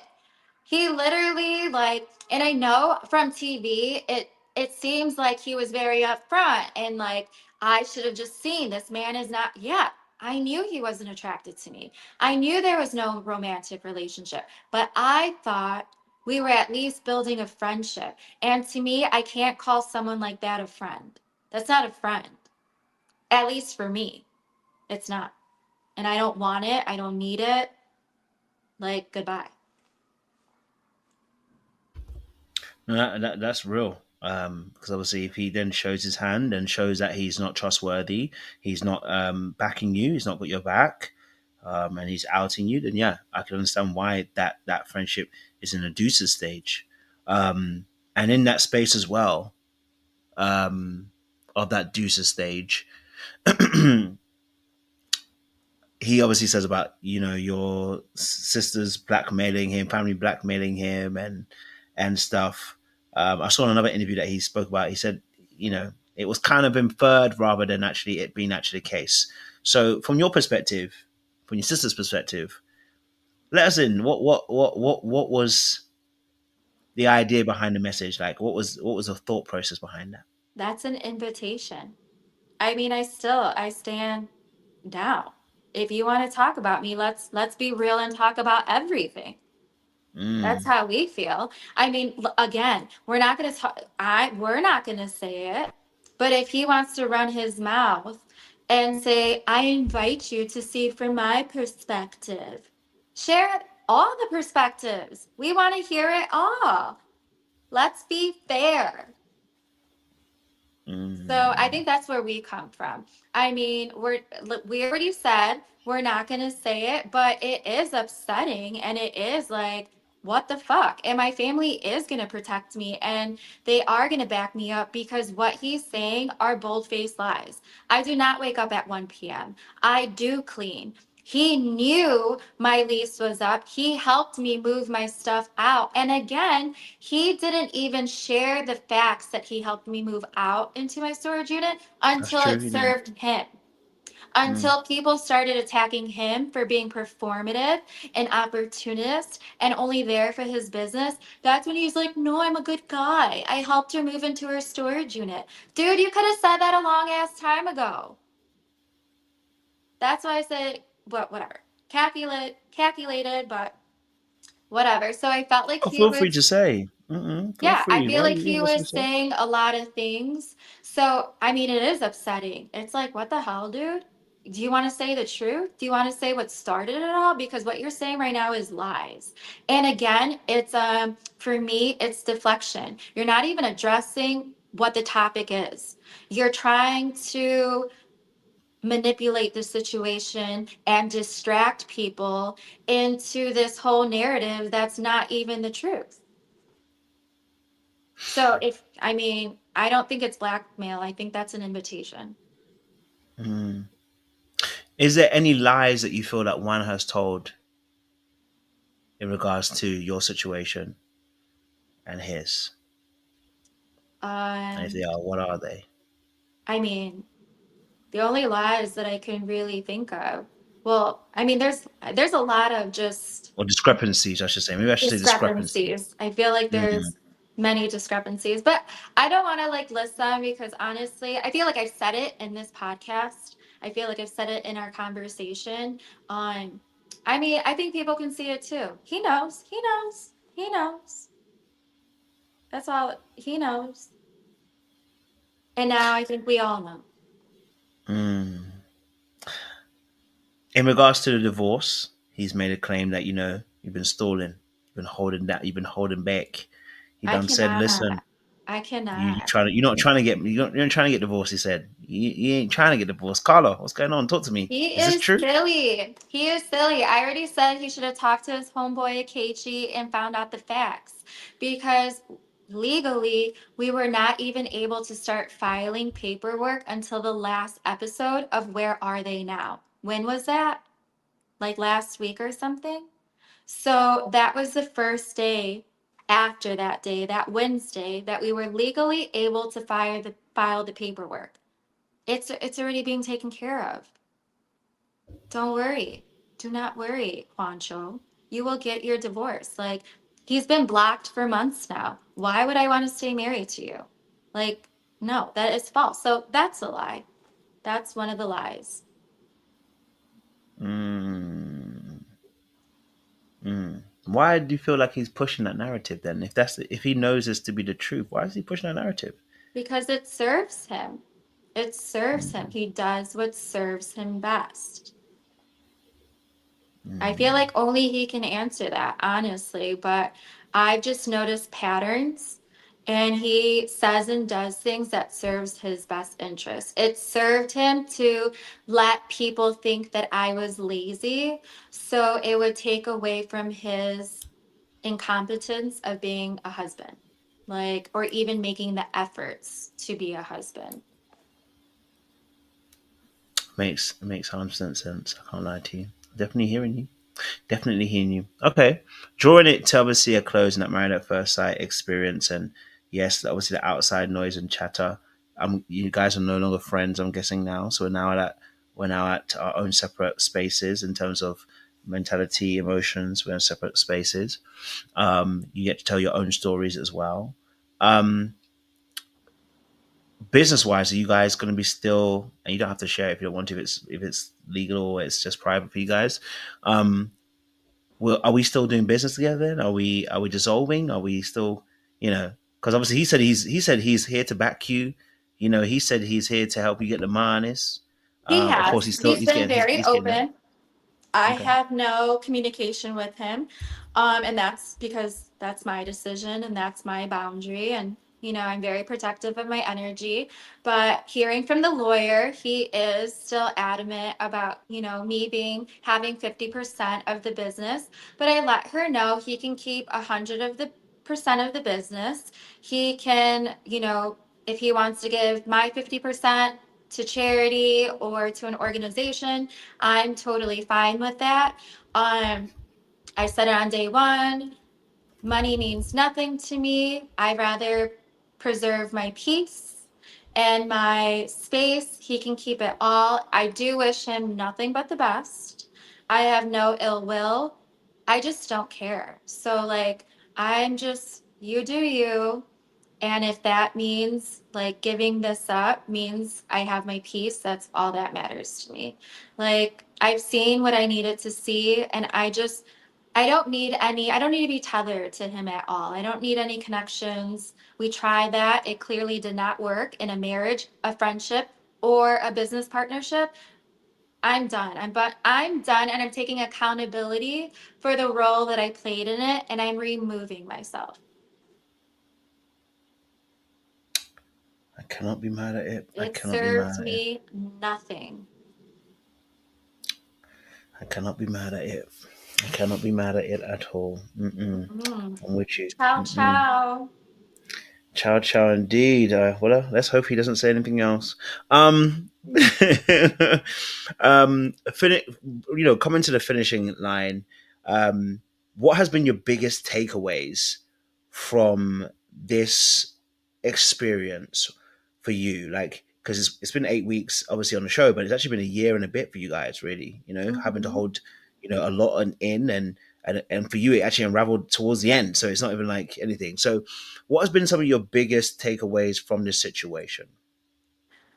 Boundaries. Mm, Boundaries have been huge. I think we were able to see kind of very early on where I reacted instead of communicating first. So I think recognizing that, being able to communicate my wants and my needs. Also, I feel like my heart chakra opened up. I think, like, honestly, I took the relationship, or just the experience serious. And I'm like, okay, um, I tried to learn from every obstacle instead of, viewing it as an obstacle. It's like, okay, why is this put in my life? Like, what am I meant to learn from it? So I learned so much from Juan. I think getting to know him, releasing all expectations in a relationship, and just truly accepting someone for who they are. I think he has a lot of great qualities. I think, like many of us, we have a lot of work to do on ourselves, and we're at different stages in that. So I was able to hold space and grace for him. So I'm very proud of myself. I'm proud of myself for not giving up. I'm proud of myself for communicating. I am not a quitter, so I stuck it out throughout this experience. But I view dating differently now. Like instead of judging and being like, oh no, he's not what I want. Now I'm like, okay, there might be room for that to grow. And also, I think on the flip side, like if I recognize these patterns and I'm seeing this, it's like, okay, it is okay to leave. I don't need to keep this person in my life. I've given them, a first chance, a second chance. Like, no, I'm no longer settling. I'm not settling in friendships. I'm not settling romantically. Um, and yeah, I think one of the hugest things, so it was so funny. Afterwards, I'm like, why am I attracting these like unemotionally available men? And why am I attracting these like men who can't commit, right? Come on And now. then Preach to the crowd now. afterwards, I'm like meditating and I'm like, oh, holy shit, dude, I'm not committing to my business. I mean, I love my business and it supports me. But if someone invites me on a vacation, I'm gone. I'm like, bye. Like, I'm going to Miami. I'm going to Europe. I'm going to Mexico. Like, I'm the first one to buy a flight. So I promised myself that I'm going to commit myself to my business and see it grow. So I'm now taking that on and like chilling out with the vacations. I'm not here like jet setting everywhere because I realize it is a distraction.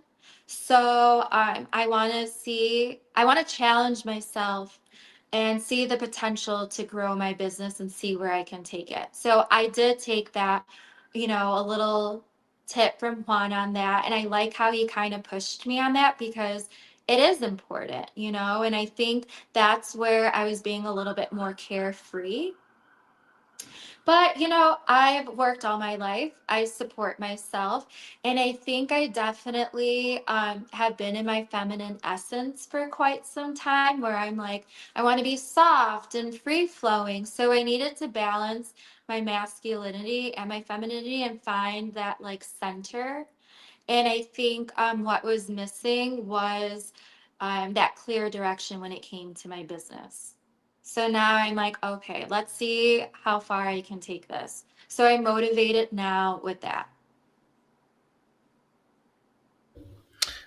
Listen, I love the points of reflection there. I think it's so powerful.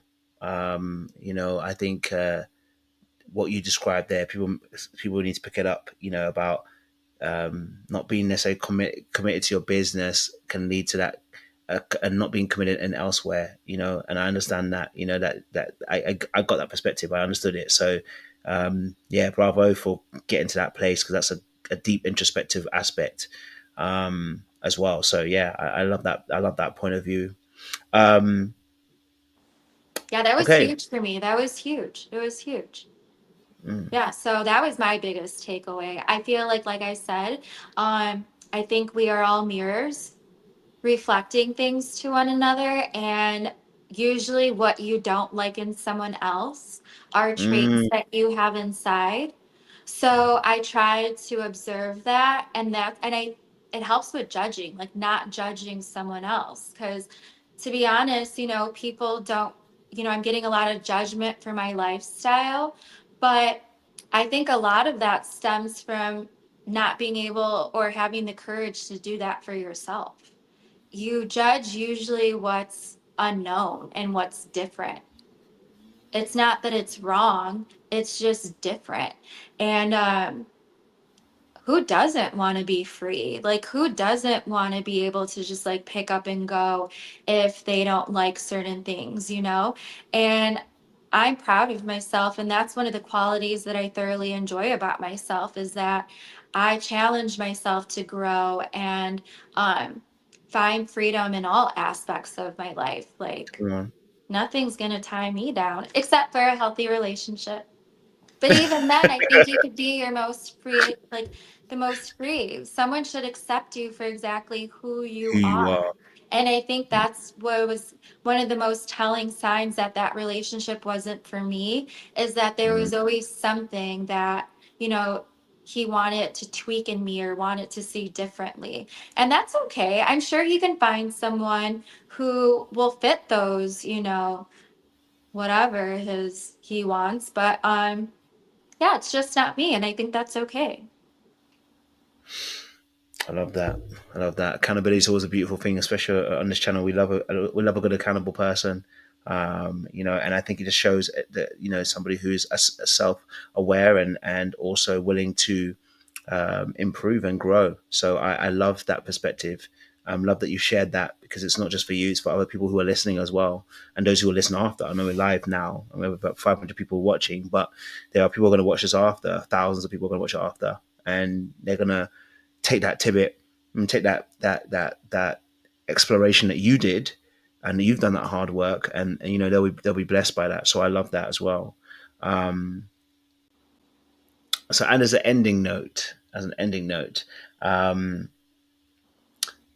is there anything that you're doing right now that you would love support? Maybe not raise it on Reddit, but I mean, like, is there anything that you'd want that you want us to like maybe get behind? Any kind of projects that you kind of doing that we should be looking out for? Because the Carlians are in full force. We I need we love need to that. utilize the Thank you. Carlians. And I think it's because honestly, and I love the positive feedback that I'm getting from everyone. Everybody has been so pleasant and so supportive. And honestly, it inspires me to do what I do. And that is, yes, I'm a hairstylist. I love it with all my heart. And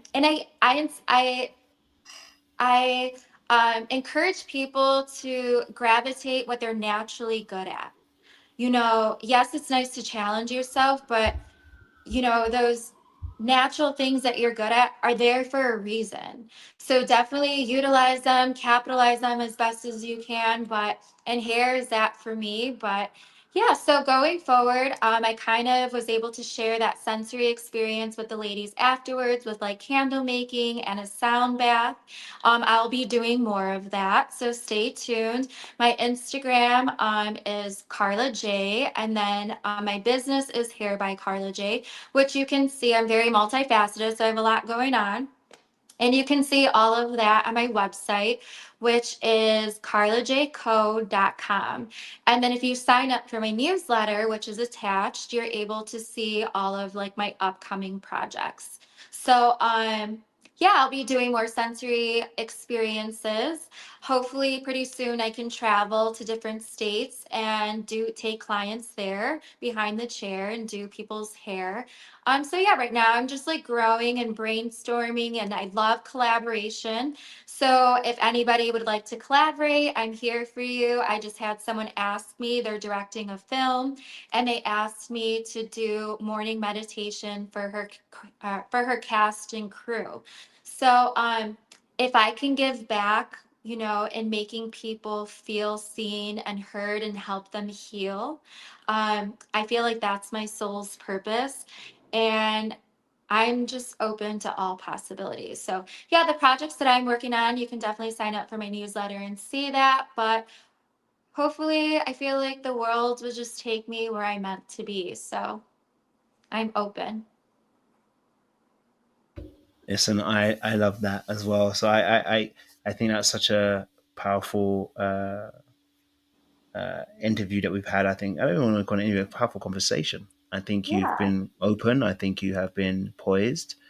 I think you've shared your perspective. You've been eloquent, classy about it. Thank you. So I have to commend you on that. You know what I mean? And the way that you've handled affairs, things have been thrown at you, but you've handled it with grace. So I always have to respect that. And accountability is A1. That's something that I tell everybody who comes on these interviews that the one thing I always ask for is accountability. And the way that you have been accountable has probably been, I think, probably out of all the interviews I've done a lot of interviews on reality TV shows with stars within it. And I think you are probably the one that has shown the most accountability in That terms of being able to process what you've gone through and really give us insight.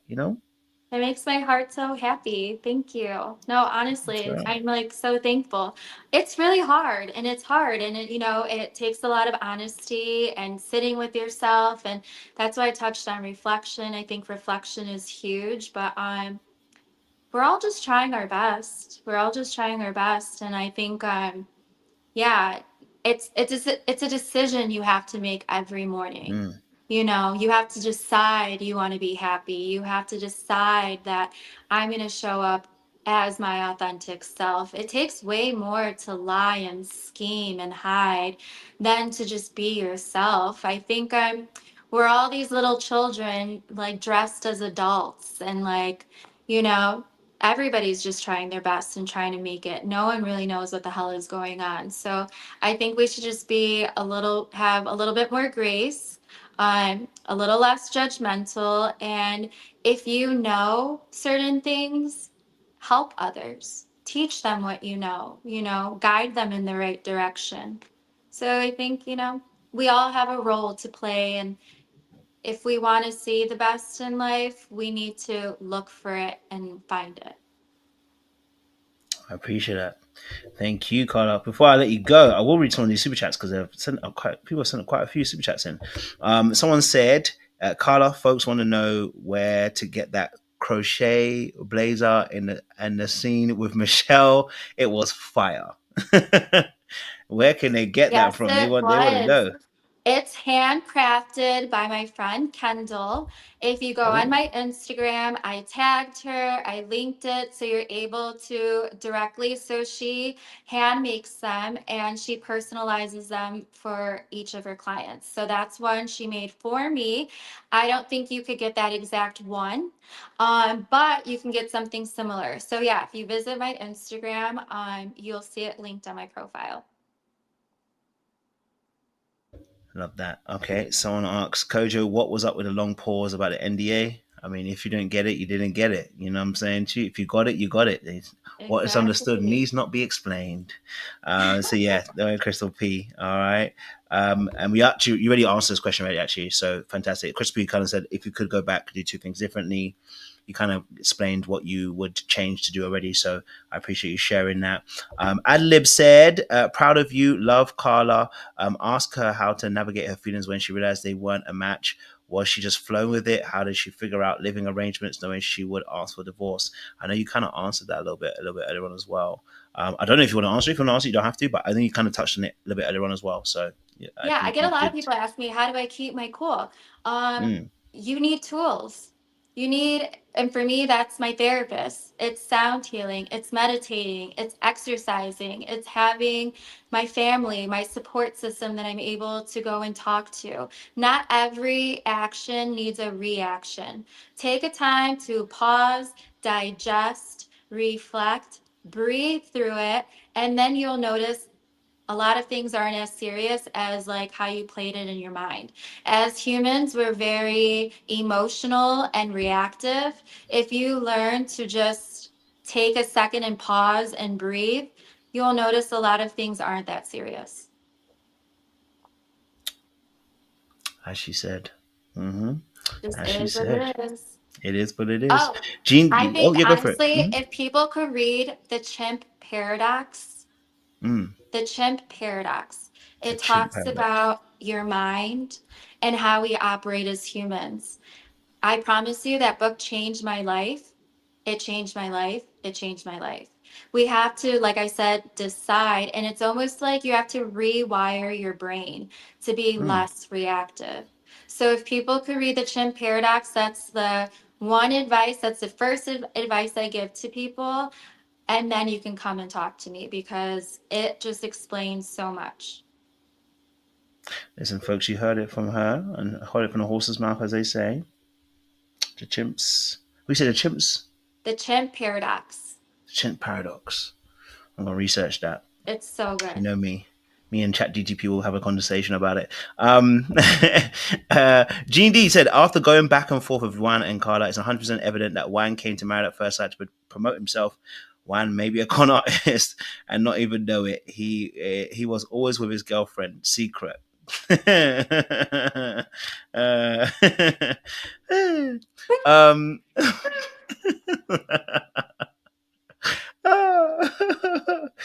oh, gracious king. She Aliv said said, it. oh, when people say, you know what? Oh, yeah, I'm zipping. Adlib said, ask her about the, I don't know, what's that? Dog robots or dog bots? Is that dog The what? bots? Something bots? I don't know. About the Oh, robots. the bot page that he claimed I had? Oh, I think, yeah, when he accused you of that, but he did say that he took it back, but he didn't take it back, but he took it back. Yeah, I think he retracted because he's silly. He's real silly. I said, where's the receipts? That's very true. I mean, he couldn't But prove it. I no, did say I to don't him, you have can't prove time it. for that. I promise you, I promise I don't care enough to make a bot page. And I think it's very obvious and clear now. If me and my family have something to say, Big on we're such gonna a say it. And we don't have to hide. We're gonna say it out loud. We say it with our chest. Okay. You heard it here straight first, baby. Positively uncensored post. Shout out to her because I know she interviewed you earlier on, and she has done some great I love interviews her. as well with Love Is Blind as well. So shout out to her. She says you did a great job on this interview. Thank you very much. And I do need to reply to your comment that you put on there as well. Positive uncensored podcast. So I will reply to you as well. Shout out to you because we need to get you on the panels when we do our lives as well. Nicole Joseph says, "Go Kojo and go Karla. Thank you for clearing things up. I unfortunately couldn't say the same for Juan, and I truly tried with his interview. For real, no offense. Shout out to her." Faber T said, Team Karla for being authentic. Thank Yes. you. Okay. And I can agree with that 100%. I Authenticity promise has shown through. authenticity is true freedom. You're Mm. free when you're authentic to yourself. Now, you can't be giving out all these free gems out here, Karla. You're going to have to start charging at this point. Mm-hmm. You know what? Actually, in 2026, I will be hosting a retreat. So Oh. that will be in the future.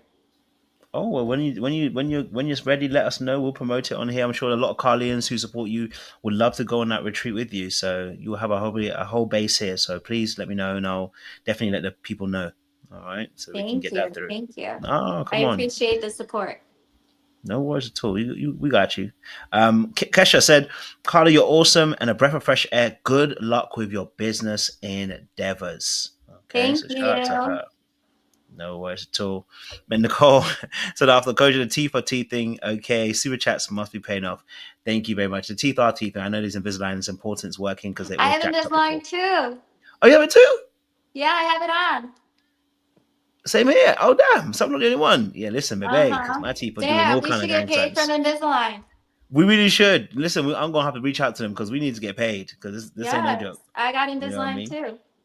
Damn, okay. Twin, where have you Yes. been? Are you my twin flame? What? I mean, listen, don't play with me now, okay? And the last one is actually one of your biggest supporters. Actually, she's also on our panels. Seaway. She says, "Please tell Karla that I love her. She's a queen. Tell her I'm from Chicago, and we want to know, does she do the Afro hair? We love you, Karla." Hi, I love you too. I'm not gonna lie, I do not. I do not. That's fair. But I mean, I can always learn. But how about you just come to a Pilates class? I'll give you a Pilates class. That's where, I got you, girl. I got you. I hope you hear that, Seaway. She said she said that, and she said another one saying, "Don't miss my super chat." She really wanted you to know that she supports you and is behind you. Thank you. I love you. Thank you so much. No, I've gotten such positive feedback, and honestly, it inspires me to keep it moving and to do what I do, and that's to give back. Like, everybody deserves a happy life and all the beautiful things that come with it. So that's what I wish for everyone. Appreciate that. Well, listen, look, Karla, once again, thank you so much for taking the invitation to come up on here. Thank you for being open. Thank you for sharing yourself. Thank you for being accountable. Thank you for just, being you and being authentically you and shining light on, what you had been through and also helping other people as well, right? By Yeah. really sharing your thoughts and what you've grown, and I think it's so powerful. I think that is freely given, but it's costly. It's been costly for you to actually kind of attain that knowledge and that wisdom. And so, thank you for sharing that with us as well. Honestly, Thank you, Kojo. I really appreciate you and everyone out there. Thank you. Thank you.